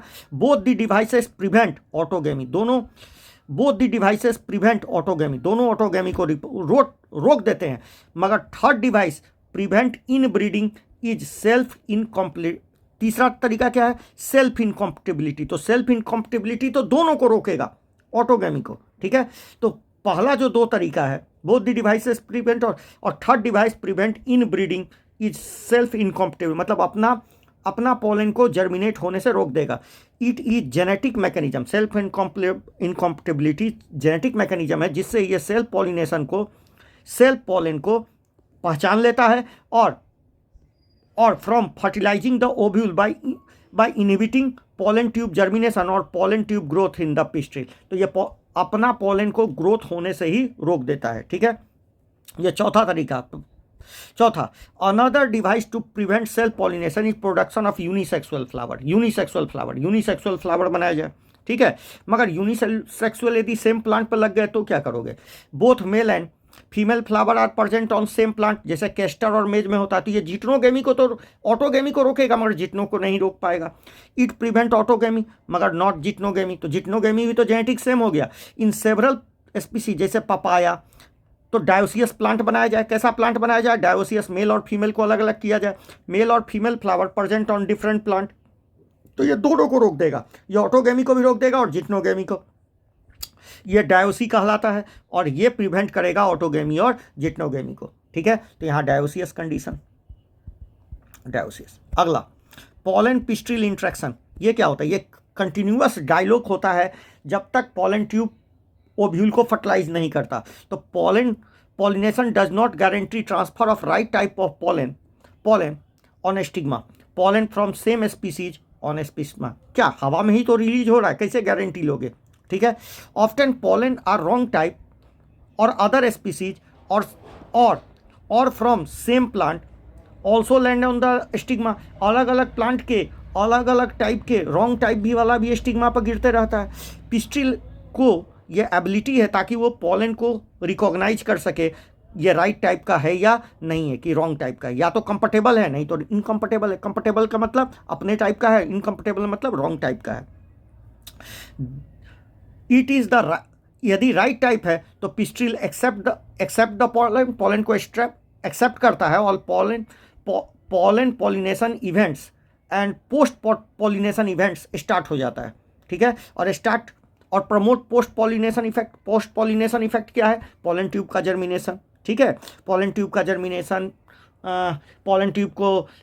ट्यूब से गैमेट जनरेटिव सेल गैमेट बना लेगा। यदि नहीं बनाया है तो फिर ओव्यूल के अंदर आएगा और फर्टिलाइजेशन होगा। ठीक है, आइए लीड्स टू फर्टिलाइजेशन। तो पोस्ट फर्टिलाइजेशन इवेंट जिसके वजह से फर्टिलाइजेशन होगा। यहाँ देख लीजिए बेटा, ये नंबर क्या बताया है, ये जर्मिनेशन ऑफ स्टिग्मा बताया है, pollen grain germinating on stigma बताया हुआ है। देख लीजिए कितना डायनेमिक प्रोसेस है, एकदम लाइट वाइट निकाल के बनाया हुआ है। ये सिल्क है मेज का, ठीक है, ये सिल्क है। Pollen tube growing through the style, pollen tube growing through the style है। ये क्या है, एक लेटरल सेक्शन दिखाया हुआ, मतलब लॉन्गिट्यूडनल सेक्शन पिस्टिल का शो किया हुआ है। पॉलन ट्यूब ग्रोथ, देखिए पॉलन ट्यूब ग्रोथ, ठीक है। अब देखिए इस पॉलन ट्यूब को रोक दिया, इसको रोक दिया, इसको थोड़ा जर्मिनेट होने दिया, मगर ये राइट टाइप का नहीं था, लगातार चलता रहता है। इसको भी रोक दिया, इसको भी रोक दिया, एक को ही ग्रोथ किया जो राइट टाइप का है, और उसको ग्रोथ करवा के कहाँ ले आया, एम्ब्रियो सैक के अंदर। आ गया समझ में? चलिए अगला क्या है, देखिए मेल गैमेट। अगला क्या है, इनलार्ज व्यू। अब इसी का इनलार्ज व्यू दिखाया गया है एग एपरेटस का, showing pollen tube entry into synergid. देखिए पॉलन ट्यूब पहले सिनर्जिड में, क्योंकि इसमें फिलीफॉर्म एपरेटस है, ठीक है, फिलीफॉर्म एपरेटस। उसके बाद यहीं पर ये मेल गैमेट रिलीज हुआ, और यहाँ पर मेल गैमेट रिलीज हुआ, और मेल गैमेट किससे फ्यूज कर जाएगा, एक से फ्यूज कर जाएगा और जाइगोट का फॉर्मेशन करेगा। पोलर न्यूक्लियाई इसके बाद फ्यूज कर जाता है, जैसे मेल गैमेट फ्यूज करता है, पोलर न्यूक्लियाई फ्यूज करके सेकेंडरी न्यूक्लियस बना लेता है, और एक मेल गैमेट इससे जाके फ्यूज करेगा तो प्राइमरी इंडोस्पर्म न्यूक्लियस का फॉर्मेशन करेगा। अभी देखते जाते हैं क्या क्या होता है। यदि पॉलन ट्यूब रॉन्ग टाइप का है, pistil reject the pollen by preventing pollen germination on stigma और pollen tube growth on style. या तो स्टिग्मा पर ही रोक दिया, नहीं तो पॉलन ट्यूब यदि ग्रोथ कर गया है थोड़ा सा तो स्टाइल में रोक दिया जाएगा। Ability of pistil to recognise the pollen following by acceptance और rejection result continuous dialogue between pollen grain और पिस्टिल। मतलब एक कंटिन्यूअस डायलॉग चलता रहता है, कंटिन्यूअस केमिकल का एक्सचेंज, जिससे ये पहचानने का कोशिश करता है कि ये मेरा टाइप का है कि दूसरे का है। The dialogue is mediated by chemical component of pollen interacting with this pistil. तो ये केमिकल डायलॉग जो होता है वो केमिकल के थ्रू होता है। There is only in recent year botanist identify some pollen pistil component that interaction leading to recognition followed by acceptance. तो कुछ केमिकल का पता लगाए हैं जो प्रोटीनेशियस नेचर का है। बॉटनिस्ट ने रिसेंट ईयर में रिसर्च करके कुछ कंपोनेंट का पता किए हैं जिससे वो कैसे एक्सेप्टेंस या रिजेक्शन करता है। चलिए as mention earlier, comfortable pollen grain germinate, सिर्फ कंफर्टेबल ही पॉलन ग्रेन, राइट टाइप का ही पॉलन ग्रेन जर्मिनेट करता है stigma to produce pollen tube. One of the और पॉलन ट्यूब कहाँ से निकलता है बेटा, जर्म पोर से निकलता है। The contact of pollen tube move into the pollen grain का जो कंटेंट होता है वो किस में आ जाता है बेटा, पॉलन ट्यूब में आता है। आगे वेजिटेटिव सेल चलता है, पीछे पीछे जर्म सेल चलता है। Pollen tube grow through the tissue of stigma style और reach the ovary. You recall that some plant में पॉलिनेशन 2 सेल स्टेज में हुआ था, वेजिटेटिव सेल और जर्म सेल के स्टेज में। वैसे प्लांट में जनरेटिव सेल डिवाइड करता है और मेल गैमेट का फॉर्मेशन कर लेता है during growth of pollen tube in stigma. तो जिसमें 2 सेल स्टेज में पॉलिनेशन होता है, 2 सेल स्टेज में पॉलिनेशन होता है, उसमें पॉलन ट्यूब जब ग्रोथ कर रहा होता है स्टिग्मा पर, तभी मेल गैमेट क्या कर लेता है, डिवाइड करके, जनरेटिव सेल डिवाइड करके 2 मेल गैमेट का फॉर्मेशन कर लेता है। In this plants shed pollen 3 cell condition का होता है, तो पॉलन ट्यूब लगातार growth carry out male gamete in from the beginning. तो शुरू से ही यदि 3 सेल स्टेज में पॉलिनेशन हुआ है तो मेल गैमेट शुरू से ही 2 पॉलन ट्यूब को लेके आगे बढ़ता है। Pollen tube after reaching ovary, pollen tube जब ओवरी के पास पहुंच जाता है, इंटर द ओव्यूल, कहाँ इंटर करता है बेटा, ओव्यूल के अंदर इंटर कर जाता है, ठीक है, थ्रू माइक्रोपाइल और enter one of the synergid, एक सिनर्जिड से, क्योंकि भाई इसमें फिलीफॉर्म एपरेटस होता है। Recent year so that filiform apparatus micropylar जो पार्ट में मौजूद है ये गाइड करता है पॉलन ट्यूब एंट्री को। ऑल द इवेंट्स फ्रॉम, अब यहीं से बात बोली जाती है, ये pollen deposit on stigma to pollen tube enter into the ovule are together refer as pollen pistil interaction. तो पूरा गिरने से, डिपोजिशन से लेके एंट्री तक पॉलन ट्यूब का ओव्यूल के अंदर, यही पूरा का पूरा इवेंट क्या कहलाता है, pollen pistil interaction. Pollen pistil interaction is dynamic process, ये involving pollen recognition by promoting और इनहिबिटिंग पॉलन, ठीक है। The knowledge gained from this area, ये प्लांट ब्रीडर के लिए बहुत इंपॉर्टेंट है ताकि पॉलन पिस्टिल इंट्रैक्शन को समझ सकें और इवन इनकम्फर्टेबल पॉलन टू ताकि इनकम्फर्टेबल पॉलन को भी हम कैसे एक्सेप्ट करा के हम डिजायर्ड हाइब्रिड का फॉर्मेशन करा सकें। तो ये प्लांट ब्रीडर के लिए काफ़ी इंपॉर्टेंट है, इंपॉर्टेंट रिसर्च का एस्पेक्ट है। Study pollen germination by dusting pollen from flower, जैसे ये balsam viola on glass slide, आप और उसको 10% शुगर सॉल्यूशन से आपको देखना होगा, ठीक है। आफ्टर 15 से 30 minute under slide low lens microscope you like to pollen tube coming out pollen grain. यदि आप चिकन पी, क्रोटोलेरिया, बाल्सम, भिंसिया को ग्लास स्लाइड पर लेके 10% डाइल्यूट शुगर सॉल्यूशन पर लेके 15 से 30 मिनट के बाद देखेंगे तो आपको छोटे छोटे पॉलन ट्यूब देखने को मिलते हैं, ठीक है। कहता है a plant breeder in crossing different species of same genera combine desirable character producing commercially superior variety. तो प्लांट ब्रीडर इंटरेस्टेड होता है crossing different species often genera to combine desirable character. तो अलग अलग कैरेक्टर को कंबाइन करने में plant breeder interested होता है ताकि सुपीरियर वैरायटी बना सके। इसके लिए किया जाता है artificial hybridization. The major approach of crop improvement programme का ये मेजर अप्रोच है आर्टिफिशियल हाइब्रिडाइजेशन। इसमें इस क्रॉसिंग एक्सपेरिमेंट में important make sure that desirable pollen grain are used for pollination stigma promote protection from contamination. तो भाई हम क्या चाहते हैं कि इन सम क्रॉसिंग एक्सपेरिमेंट ये श्योर होते हैं कि डिजरेबल पॉलन ग्रेन से ही पॉलिनेशन हो, स्टिग्मा का पॉलिनेशन किससे हो, डिजरेबल पॉलन से ही हो। प्रोटेक्टेड फ्रॉम कंटामिनेशन से, अनवांटेड पॉलन से क्या करना है, बचाने के लिए, इसके लिए करते हैं बेटा इमेस्कुलेशन और बैगिंग टेक्निक का सहारा लेते हैं। इमेस्कुलेशन क्या है, हम मेल पार्ट को काट के हटा देना ही क्या कहलाता है, इमेस्कुलेशन, और उसको थैली से बटर कप से बांध देना ही क्या कहलाता है, बैगिंग कहलाता है।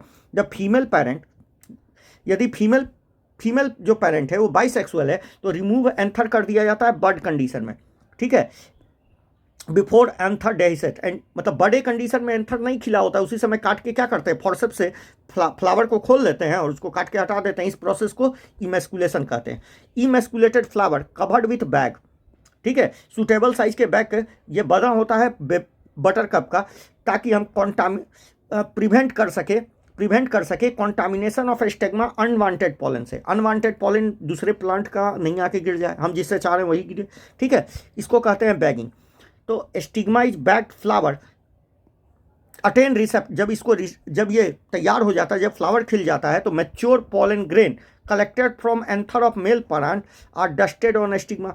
तो जिसका हमको पॉलिनेशन देखना है, जिससे हमको पॉलिनेशन कराना है, उससे पॉलन ग्रेन कलेक्ट करते हैं उसके एंथर से और इस पर डस्ट कर देते हैं इस स्टिग्मा पर और फिर से रीसील कर देते हैं।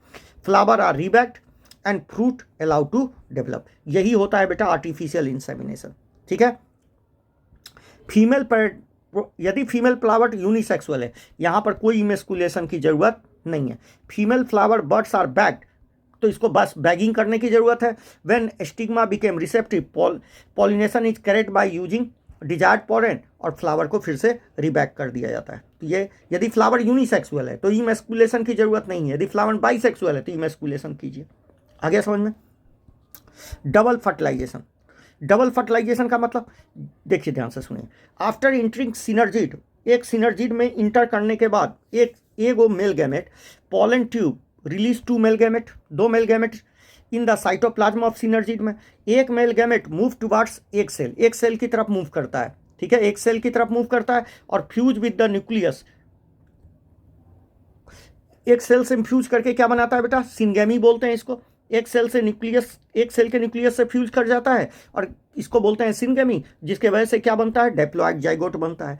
अनदर जो मेल गैमेट है जो यहीं पर रिलीज हुआ है सिनर्जिड में, वो मूव करता है पोलर न्यूक्लियाई के पास ऑफ द सेंट्रल सेल, ठीक है, सेंट्रल सेल, और फ्यूज दे, और उनसे फ्यूज करके प्राइमरी इंडोस्पर्म न्यूक्लियस बनाता है। प्राइमरी इंडोस्पर्म न्यूक्लियस और बचा हुआ साइटोप्लाज्म, क्या बोलते हैं उसको, उसको बोलते हैं प्राइमरी इंडोस्पर्म सेल। क्या बोलते हैं, प्राइमरी इंडोस्पर्म सेल।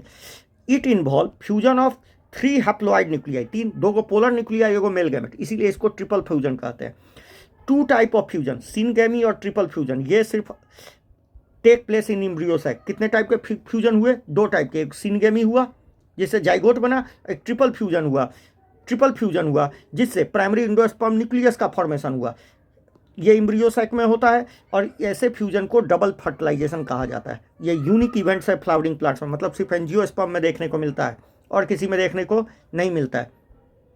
अब इंडोस्पर्म देखिए, the central cell after fusion central cell को क्या बोलने लगते हैं, प्राइमरी इंडोस्पर्म सेल कहने लगते हैं, ठीक है, प्राइमरी इंडोस्पर्म सेल कहने लगते हैं।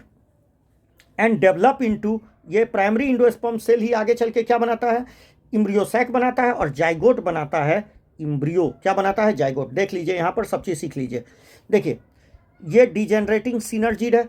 डिजेनरेटिंग क्यों, क्योंकि आफ्टर जाइगोट फॉर्मेशन इनका कोई काम नहीं रहता सिनर्जिड का, डिजेनरेट कर जाते हैं। देखिए डिजेनरेटिंग एंटीपोडल सेल है, ये प्राइमरी इंडोस्पर्म सेल है, ये प्राइमरी इंडोस्पर्म न्यूक्लियस, ठीक है, ये पूरा सेल है, ये पूरा सेल, ये न्यूक्लियस, यही चल के आगे क्या बनाएगा, सेल क्या बना देगा, सेल बना देगा इंडोस्पर्म जो 3N का होगा, ठीक है। पोस्ट फर्टिलाइजेशन इवेंट्स, क्या होता है पोस्ट फर्टिलाइजेशन, स्ट्रक्चरल इवेंट्स। कहता है double fertilisation endosperm and embryo development, the following double fertilisation events, ठीक है, इंडोस्पर्म और embryo development, maturation of ovule into seed, ovary का फ्रूट में बदलना, कोई कलेक्टिवली क्या कहेंगे, पोस्ट फर्टिलाइजेशन। तो पोस्ट फर्टिलाइजेशन में क्या क्या होगा, इंडोस्पर्म का फॉर्मेशन, ठीक है, एम्ब्रियो का डेवलपमेंट, ओव्यूल का सीड में बदल जाना, ओवरी का फ्रूट में बदल जाना, सबको मिला के क्या बोलते हैं, post fertilisation event. Endosperm development, ये बहुत पहले हो जाता है एम्ब्रियो डेवलपमेंट के। कारण क्या, क्योंकि एम्ब्रियो डेवलपमेंट बहुत एनर्जेटिक प्रोसेस है, इसमें एनर्जी चाहिए, तो एनर्जी पहले फूड के फॉर्म में स्टोर कर लिया जाता है इंडोस्पर्म के फॉर्म में, ठीक है। The primary endosperm cell divide rapidly form triploid endosperm tissue, पूरा का पूरा इंडोस्पर्म टिश्यू बना लेता है। ये फील्ड विथ किसके साथ, reserve food material use for nutrition of developing embryo, जो बाद में किसमें के लिए यूज होगा, एम्ब्रियो जब डेवलप करेगा तो उसको खाना देने में यूज होगा। In most common type of in the most common type of endosperm development, the pen undergoes successive nuclear division। इसमें successive nuclear division होता है, और ये कैसा होता है, फ्री न्यूक्लियर। सबसे कॉमन टाइप का यही होता है, फ्री न्यूक्लियर डिवीजन। मतलब 3 टाइप का होता है, होलोवियल भी होता है, फ्री न्यूक्लियर होता है, सेलुलर होता है, तो हमको फ्री न्यूक्लियर पढ़ना है, ठीक है। तो सबसे इंपॉर्टेंट है कि पेन जो होता है लगातार डिवाइड करते रहता है और फ्री न्यूक्लियरली डिवाइड करते रहता है। This state endosperm development, free nuclear endosperm का फॉर्मेशन किया, कॉल्ड फ्री न्यूक्लियर इंडोस्पर्म। उसके बाद सेल वॉल फॉर्मेशन होता है, occur, and the endosperm became cellular, बाद में इंडोस्पर्म सेलुलर हो जाता है, ठीक है। The nuclei of free nuclei, the number of free nuclei formed before cellularisation, ये वेरी करता है, कितना बनेगा, ये सेलुलराइजेशन से पहले ये वेरी करता है, अलग अलग स्पीसीज में अलग अलग होता है, ठीक है। जो कोकोनट वाटर जो आप पी रहे हो कच्चा कोकोनट में, वो कुछ नहीं है, primary endosperm, free nuclear endosperm ही है, ठीक है। ये थाउजेंड्स ऑफ न्यूक्लियाई का बना है, जबकि जो खा रहे हो ये सेलुलर इंडोस्पर्म है। तो एक्चुअली में जो आप जो कोकोनट में खाते हो वो सेलुलर इंडोस्पर्म है, जो पीते हो वो फ्री न्यूक्लियर इंडोस्पर्म है, और जो पानी है वो रिच इन साइटोकाइनिन है। ये बात भी आप याद रखिएगा। इंडोस्पर्म या तो कंप्लीटली कंज्यूम्ड हो जाता है, किसमें बेटा, डाइकॉट में, डाइकॉट खासकर पी वाले प्लांट में, ठीक है, डेवलपिंग खाना देते हुए पी ग्राउंड नट बीन्स में खत्म हो जाता है, ठीक है, बिफोर सीड मैचुरेशन, ठीक है। और परसिस्ट इन मैच्योर सीड, जैसे कैस्टर में, और देखिए कैस्टर और कोकोनट में ये रहता है, ठीक है, कैस्टर और कोकोनट में रहता है, जबकि ज़्यादातर केस में ख़त्म हो जाता है। तो कैस्टर और कोकोनट एक्सेप्शन है, ठीक है, ठीक है। कहता है बीइंग यूज ड्यूरिंग, तो कैस्टर में इंडोस्पर्म भी होता है और कॉटिलीडन भी होता है, याद रखिएगा, इंडोस्पर्म भी होता है और कॉटिलीडन भी होता है, ठीक है। हम दिखाते हैं, स्प्लिट ओपन सम कैस्टर, ये सब बोल रहा है, फाइंड आउट, ठीक है। अब देखिए, अच्छा, सीरियल्स में राइट वीस मेज में इसमें इंडोस्पर्म होता है, इसमें इंडोस्पर्म होता है, ठीक है, इसमें इंडोस्पर्म होता है। इसका एक्सेप्शन है ऑर्किड, ऑर्किड में इंडोस्पर्म नहीं होता, ऑर्किड में इंडोस्पर्म नहीं होता, ठीक है। Embryo develop micropylar region, micropyle end पर इम्ब्रियो का डेवलपमेंट होता है, ठीक है। Embryo sac, there is zygote is micropylar end, the embryo develop at micropylar end of the embryo sac, जहां पर जाइगोट सिचुएटेड है। जाइगोट डिवाइड करता है आफ्टर सर्टेन अमाउंट ऑफ जब इंडोस्पर्म का कुछ अमाउंट बन जाता है तो जाइगोट का डेवलपमेंट शुरू होता है। दिस एडेप्टेशन टू, ये इसलिए ऐसा है बेटे ताकि इम्ब्रियो को क्या मिल सके, एश्योर्ड न्यूट्रिशन मिल सके, भरपूर खाना मिल सके जब वो डिवाइड करे। द सीड, अच्छा, all though seed differ greatly in early stage of embryo development, जिसको embryogeny similar in both monocot और डाइकॉट। ध्यान से सुनिए, सीड अलग अलग जरूर दिखते हैं, मगर early stage of embryo development जो कि मोनोकॉट और डाइकॉट में क्या होता है, एक जैसा होता है। सीड भलो मोनोकॉट और डाइकॉट का अलग अलग दिखता है, मगर दोनों में हमको क्या दिखता है बेटा, दोनों में एक जैसा हमको क्या दिखाई देता है, सीड डेवलपमेंट दिखाई देता है, ठीक है, इम्ब्रियो डेवलपमेंट दिखाई देता है। डिफाइड इम्ब्रियोजेनी इन डाइकॉट इम्ब्रियो, तो हम इसमें डाइकॉट इम्ब्रियोनी का इस फिगर में दिखाया हुआ है, इम्ब्रियोजेनी ऑफ इम्ब्रियो का फॉर्मेशन किसमें, डाइकॉट इम्ब्रियो में। जाइगोट गिव राइज क्या, पहले प्रो इम्ब्रियो, फिर हार्ट ग्लोबुलर, फिर हार्ट शेप्ड, फिर मैच्योर। तो प्रो ग्लोबुलर, उसके बाद हार्ट हो जाता है, बड़ा होने की वजह से हार्ट हो जाता है और बाद में मैच्योर इम्ब्रियो का फॉर्मेशन होता है। डाइकॉटिलिडनस इम्ब्रियो में एक इम्ब्रियोनल एक्सिस होता है और दो कॉटिलिडन होते हैं, ठीक है। द पोर्शन इम्ब्रियोनल एक्सिस के जो ऊपर होता है उसको इपिकोटाइल, इपिकोटाइल ऊपर में प्लूमुल होता है, टर्मिनेट इनटू प्लूमुल जो स्टेम टिप बनाएगा। Cylindrical portion below the cotyledon, इसको हाइपोकोटाइल टर्मिनेट करता है रेडिकल या रूट टिप पर। रूट टिप घिरा होता है किससे, रूट कैप से, यह बात आपको याद करना होगा। इम्ब्रियो जो होता है मोनोकॉट का, इसमें एक ही कॉटिलिडन होता है जिसको हम स्क्यूटेलम कहते हैं, मोनोकॉट मतलब ग्रास फैमिली में, ठीक है। अच्छा, ये एक साइड में सिचुएटेड होता है और इम्ब्रियोनल एक्सिस के एक साइड में सिचुएटेड होता है, ठीक है।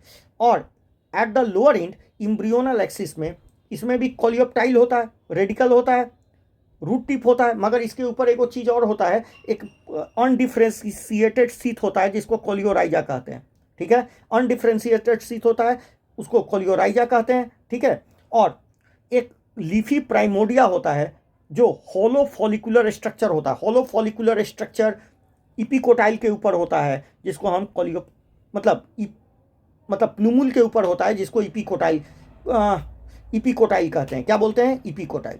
आ गया समझ में। तो the portion of embryonal axis above the attachment of scutellum is called epicotyl. Epicotyl के ऊपर एक लीफ लाइक स्ट्रक्चर होता है जिसको कोलियोप्टाइल कहते हैं, कोलियोप्टाइल और कोलियोराइजा। इपिकोटाइल के ऊपर कोलियोप्टाइल होता है और रेडिकल के ऊपर कोलियोराइजा होता है। यह लीफी अनडिफ्रेंशिएटेड सीट है, जबकि यह लीफी फॉलियर स्ट्रक्चर है। ये अनडिफ्रेंशिएटेड सीट है, ये लीफी फॉलियर स्ट्रक्चर है, ठीक है। अब ये बोल रहा है कि इन सभी सीट को आप खोल के देखते रहिए, ये सब नहीं। आइए देखिए, ये स्क्यूटेलम है बेटा, एक साइड में ये स्क्यूटेलम, ये इपीब्लास्ट है। इपीब्लास्ट छोटा सा सीड होता है, वो ये बताता है कि मोनोकॉट से ही डाइकॉट से ही क्या आया है, मोनोकॉट ज़्यादा एडवांस है। ऊपर है सूट एपेक्स, इसके ऊपर कोलियोप्टाइल, नीचे है क्या, रेडिकल के ऊपर रूट कैप, और उसके ऊपर क्या होगा बेटा, कोलियोराइजा। रेडिकल के आगे होता है कोलियोराइजा और यहाँ क्या होता है, कोलियोप्टाइल होता है। ये फोटो तो देखना ही भूल गए, ये फोटो देख लिए ना।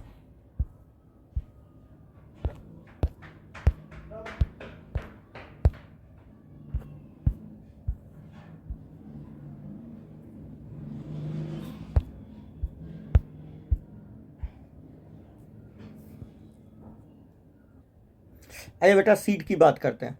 सीड काफ़ी इंपॉर्टेंट है। सीड एंजियोस्पर्म का सीड फाइनल प्रोडक्ट होता है। सीड और fruit is the final product, पहला ही लाइन हम बोले थे। Seed is the final product of sexual reproduction. Seed हमेशा फ्रूट के अंदर बनता है, क्योंकि ओव्यूल किसके अंदर है? ओवरी के अंदर है। ओवरी के अंदर ओव्यूल है, ठीक है। तो टिपिकली सीड कोट, कॉटिलीडन, एक सीड में क्या क्या देखने को मिलता है? टिपिकल सीड में सीड कोट देखने को मिलता है, कॉटिलीडन देखने को मिलता है और एम्ब्रियोनल एक्सिस देखने को मिलता है। Cotyledon, embryo are simple structure, generally thick swollen food reserve होता है, ठीक है। तो कॉटिलीडन क्या है? Cotyledon of embryo are simple structure, ये थिक होता है और इसमें फूड मटेरियल होता है। मैच्योर सीड, देखो सीड दो टाइप का होगा, या तो एक्स एल्बुमिनस या एक्स एल्बुमिनस या एक्स नॉन एल्बुमिनस या ex albuminous. Non albuminous seed वो होता है जिसमें इंडोस्पर्म नहीं होता, मतलब खाना किस में स्टोर होगा? कॉटिलीडन के फॉर्म में, ठीक है। जैसे पी और ग्राउंडनट। एल्बुमिनस सीड जिसमें इंडोस्पर्म होता है, जिसमें ये मतलब not completely consume during embryo development, जैसे वीट, मेज, बार्ली, कैस्टर। इन सभी में कैस्टर एक्सेप्शन है, कैस्टर डाइकॉट है, मगर इसमें कॉटिलीडन होता है, ठीक है, याद रखिएगा। इसमें इंडोस्पर्म मौजूद होता है, ठीक है।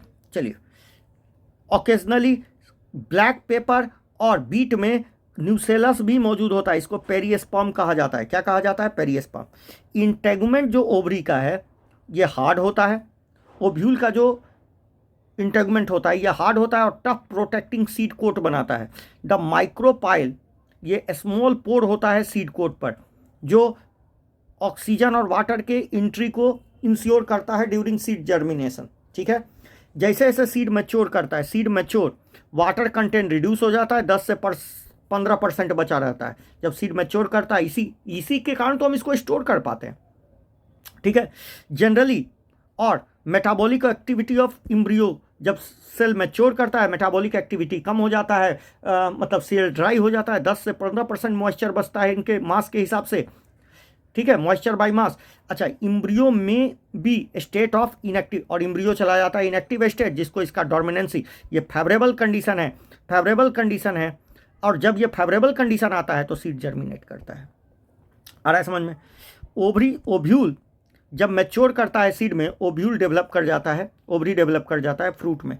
Transformation of ovule into seed and ovary into fruit proceed simultaneously, एक साथ होता है। ओवरी का जो बाल होता है ये पेरिकार्प कहलाता है। फ्रूट बाल फ्लैसी हो सकता है, गुआभा, मैंगो, ऑरेंज में, ठीक है, ये फ्लैसी होता है। गुआभा, ऑरेंज, मैंगो में क्या होता है? फ्लैसी होता है। और ड्राई हो सकता है ग्राउंड नट और मस्टर्ड में, ग्राउंड नट और मस्टर्ड में ड्राई होता है, जबकि गुआभा, ऑरेंज और मैंगो में फ्लैसी होता है। Many fruit have evolve mechanism of seed, अलग अलग सीड डिस्पर्सल है, ठीक है। तो recall fruit and dispersal mechanism study in earlier classes, ठीक है। चलिए आइए यहाँ देखते हैं। In most plants time of fruit development from ovary and floral part, जैसे देखिए ज़्यादातर प्लांट में जैसे ही fruit, time of fruit development from ovary, दूसरे फ्लोरल पार्ट क्या हो जाते हैं? गिर जाते हैं। हाउएवर सम स्पीसीज जैसे एप्पल, स्ट्रॉबेरी या कैजू नट में इसमें थैलेमस फूला हुआ होता है जिसको हम खाते हैं, उसको फॉल्स फ्रूट कहते हैं। तो फॉल्स फ्रूट वो होता है बेटा जिसमें फ्रूट बनाने के लिए ओव्यूल को छोड़ के और किसी पार्ट का हेल्प लिया जाता है, ठीक है, और कोई पार्ट पार्टिसिपेट करता है फ्रूट में। एक्चुअली में फ्रूट ये जो है ना, ये पार्ट आपको जो दिख रहा है यही ट्रू फ्रूट है, ये थैलेमस है बेटा, ये थैलेमस ही हम खाते हैं। किसमें? एप्पल के केस में एप्पल, स्ट्रॉबेरी, और स्ट्रॉबेरी जो आप खाते हो कैजू में, ये सब, ठीक है, आ गया समझ में। Most fruit however develop from single ovary, जो ओव्यूल्स, जो ओवरी से डेवलप करता है उसको क्या बोलते हैं? True fruit. जो फ्रूट ओव्यूल को छोड़ के और किसी पार्ट से डेवलप कर रहा है उसको बोलते हैं फॉल्स फ्रूट। जो ओवरी से डेवलप कर रहा है उसको ट्रू फ्रूट कहा जाता है। Most of species fruit are result of fertilization, तो fruit and seed are the result of fertilization, ठीक है। अच्छा, कुछ स्पीसीज में fruit are formed without fertilization, ऐसे को बोलते हैं पार्थेनोकार्पिक फ्रूट। हमको बताइए पार्थेनोजेनेसिस क्या था और एपोमिक्सिस, 3 वर्ड है। पार्थेनोजेनेसिस क्या था? Development of organism without fertilisation, जैसे ड्रोन का, उसको पार्थेनोजेनेसिस कहते थे। फ्रूट का डेवलपमेंट विदाउट फर्टिलाइजेशन पार्थेनोकार्पी कहलाता है, और सीड का डेवलपमेंट विदाउट फर्टिलाइजेशन एपोमिक्सिस कहलाता है। 3 वर्ड याद रखिएगा। बनाना नेचुरल प्रोडक्ट है, मगर पार्थेनोकार्पी हम ग्रोथ हार्मोन का अप्लीकेशन करके भी कर सकते हैं। सीड का बहुत सारा एडवांटेज है एंजियोस्पर्म के केस में। पहला ये है कि रिप्रोडक्टिव प्रोसेस है, such as pollination and fertilisation का रिडक्ट है, जिससे देखिए firstly since reproductive process such है, जैसे फर्टिलाइजेशन और जैसे पॉलिनेशन और फर्टिलाइजेशन यहाँ इंडिपेंडेंट हो जाता है वाटर से सीड फॉर्मेशन मोर ड्यूरेबल होता है। ठीक है, सीड फॉर्मेशन आसान है, ये इंडिपेंडेंट ऑफ वाटर है, ज़्यादा डिपेंडेबल है, seed formation is more dependable. ठीक है। दूसरा, seed also better adaptive strategy, ताकि इनको नए हैबिटेट में जाके ये नए स्पीसीज को ग्रो कर सके, नए एरिया में कॉलोनाइज कर सके। इसमें फूड रिजर्व होता है तब तक जब तक इससे प्लांट, जब से इससे सीडलिंग ना निकले और फोटोसिंथेसिस नहीं कर सके। इस पर हार्ड सीड कोट होता है जिससे इम्ब्रियो ना मरे। ठीक है, प्रोटेक्शन ऑफ इम्ब्रियो मिलता है। तो सेक्सुअल रिप्रोडक्शन, अच्छा ये सेक्सुअल रिप्रोडक्शन का प्रोडक्ट है, इसलिए इसमें जेनेटिक वेरिएबिलिटी भी होता है। तो सीड का जो हैबिटेट है, सीड हैबिटेट से प्लांट को बहुत फायदा हुआ, इसीलिए प्लांट अल्टीमेटली क्या बनाया, सीड बनाया। और सीड ही तो हमारे एग्रीकल्चर का आधार है, सीड को ही तो बोते हैं। डिहाइड्रेशन और डोमिनेंसी, इसी के वजह से हम सीड को क्या कर पाते हैं, स्टोर कर पाते हैं लंबे समय तक, और नए सीजन में क्रॉप को हम बो पाते हैं। ठीक है, यदि मान लीजिए डिहाइड्रेट ही नहीं होता, डोमिनेंसी में नहीं जाता, तो हम सीड को बोते कैसे, स्टोर कैसे करते। ठीक है, यू कैन इमेजिन, आप इमेजिन कीजिए सीड के बिना क्या एग्रीकल्चर कभी हो सकता था, क्या नहीं हो सकता था। In the presence of seed germinate seed awaking from formation can not कहता है, और in presence of seed which germinate straight away soon, जो सीड तुरंत जर्मिनेट कर जाता after formation and can not be store. आप ये सोचिए कि यदि कोई सीड तुरंत जर्मिनेट कर जाता तो हम उसको स्टोर कैसे करते, स्टोर नहीं करते तो खाना कैसे खाते। आ गया समझ में, यही कहानी सुना रहा है यहाँ पर। कहता है कि सीड कितने दिनों तक अलाइव रख सकता है, कितने दिनों तक जिंदा रह सकता है। ठीक है, ये बहुत ज़्यादा वेरी करता है दिस पीरियड, जैसे पॉलन ग्रेन कितने दिनों तक, वो भी वेरी करता है, ये भी वेरी करता है। फ्यू स्पीसीज का जो सीड होता है वो वायबिलिटी तुरंत लॉस कर देता है कुछ मंथ में। ठीक है, और कुछ सेवरल ईयर तक क्या कर सकते हैं, वायबल रह सकते हैं। Some seed alive hundreds of year तक अलाइव रह सकते हैं। सेवरल रिकॉर्ड है old viable seed, several record है हमारे पास, वेरी ओल्ड वायबल सीड। जो ओल्डेस्ट रिकॉर्ड है, सबसे पुराना रिकॉर्ड है, वो लुपिनस का है, लुपिनस आर्क्टिकस का। ये लुपाइन टुंड्रा से मिला था। ठीक है, और ये 10,000 साल के बाद जब डोमिनेंसी से बाहर आया। ठीक है, जब इनको सीड जर्मिनेट और फ्लावर आफ्टर 10,000 साल के बाद ये डोमिनेंसी से बाहर आया। आ गया समझ में, 10,000 साल के बाद। एक रीसेंट, देखिए ओल्डेस्ट रिकॉर्ड है, रीसेंट रिकॉर्ड 2000 साल ईयर ओल्ड का है 2000 साल ईयर ओल्ड का है। किसका, डेट पाल्प का, फोनिक्स डेक्टाइलीफेरा। ये कहाँ से मिला था, King Herod palace of Dead Sea से मिला था। आ गया समझ में, डेड सी से मिला था। क्लियर। अब देखिए, ovule present in the ovary, how many eggs are present in, तो जनरली एक सेल होता है, एक एग होता है। ठीक है, तो ये सब क्वेश्चन आपसे पूछा गया है। ठीक है, कहता है ऑर्किड जो फ्रूट होता है, ऑर्किड के फ्रूट में थाउजेंड्स ऑफ सीड्स होते हैं। ठीक है, और दो पारासिटिक स्पीसीज का नाम याद रखवाया है, ओरोब्रैंकी और स्ट्राइगा, याद रखिएगा। ठीक है, चलिए। एपोमिक्सिस और पॉलीमिक्सिस, पॉलीइम्ब्रियोनी, बाबू ये आधा एपोमिक्सिस, ये ए सेक्सुअल रिप्रोडक्शन है जो सेक्सुअल रिप्रोडक्शन को कॉपी करता है। देखिए सब समझिए, काफ़ी इंपॉर्टेंट है। कहता है apomixis, seed in general product of fertilisation का ही प्रोडक्ट है। ए फ्यू फ्लावरिंग प्लांट्स जैसे एस्टरेसी और ग्रासेस में सीड मिमिक करता है। ये मतलब सेक्सुअल रिप्रोडक्शन को मिमिक करके क्या बना लेता है, मिमिक करके सीड बना लेता है। कारण क्या है, क्योंकि यहाँ पर एपोमिक्सिस होता है, मतलब ये सेक्सुअल रिप्रोडक्शन होता है। देखिए, that have evolve a special mechanism to produce seed without fertilisation, इसको एपोमिक्सिस कहते हैं। The fruit formation without fertilisation is called, इसको तो अभी बोले थे, पार्थेनोकार्पी बोलते हैं। Apomixis is asexual reproduction, याद रखिएगा, जो मिमिक करता है, नकल करता है, किसका? सेक्सुअल रिप्रोडक्शन का। दे आर सेवरल वे, बहुत सारा तरीका है एपोमेक्टिक सीड बनने का। Several way of development of apomictic seed. In some species diploid एक सेल बन जाता है बिना रिडक्शन डिवीजन के, डेवलपमेंट इनटू, जो डेवलप कर जाता है एम्ब्रियो में विदाउट फर्टिलाइजेशन। आप यदि देखिएगा साइट्रस और मैंगो में, इसमें पॉली एम्ब्रियोनी होता है। देखिए, पॉली एम्ब्रियोनी अलग चीज है और पॉली एम्ब्रियोनी अलग चीज है, और ये क्या है? ये अलग चीज है। Variety of some citrus fruit में क्या होता है? Nucellar cell surrounding the embryo sac, ये डिवाइड करने लगता है और एम्ब्रियो सैक के अंदर आ जाता है एंड डेवलप इनटू एम्ब्रियो। ठीक है, मतलब नॉर्मल एम्ब्रियो है ही, उसके अलावा भी न्यूसेलर सेल्स भी डिवाइड करके अंदर आ गया। ठीक है, और सच स्पीसीज ओव्यूल में एक से ज़्यादा एम्ब्रियो बनेगा, मतलब एक बार बोगे ना, एक सीड बोलोगे तो 3-4 प्लांट निकलेगा। Occurrence of more than one embryo in a seed is term as polyembryony, इसको पॉली एम्ब्रियोनी कहते हैं। ठीक है, एक से ज़्यादा सीड का होना एम्ब्रियो में, उसको पॉली एम्ब्रियोनी कहते हैं। ठीक है, अब देखिए, ये काफ़ी इंपॉर्टेंट पारा है, ध्यान से समझिए, ये काफ़ी इंपॉर्टेंट पारा है, ध्यान से समझिए। कहता है hybrid variety of several our food and vegetable crop are being extensively cultivated. Hybrid variety का ही फूड और वेजिटेबल क्रॉप कल्टिवेट किया जा रहा है। कल्टिवेशन ऑफ हाइब्रिड वैरायटी, जिसके वजह से प्रोडक्शन बढ़ गया है, मगर एक प्रॉब्लम है। क्या प्रॉब्लम है?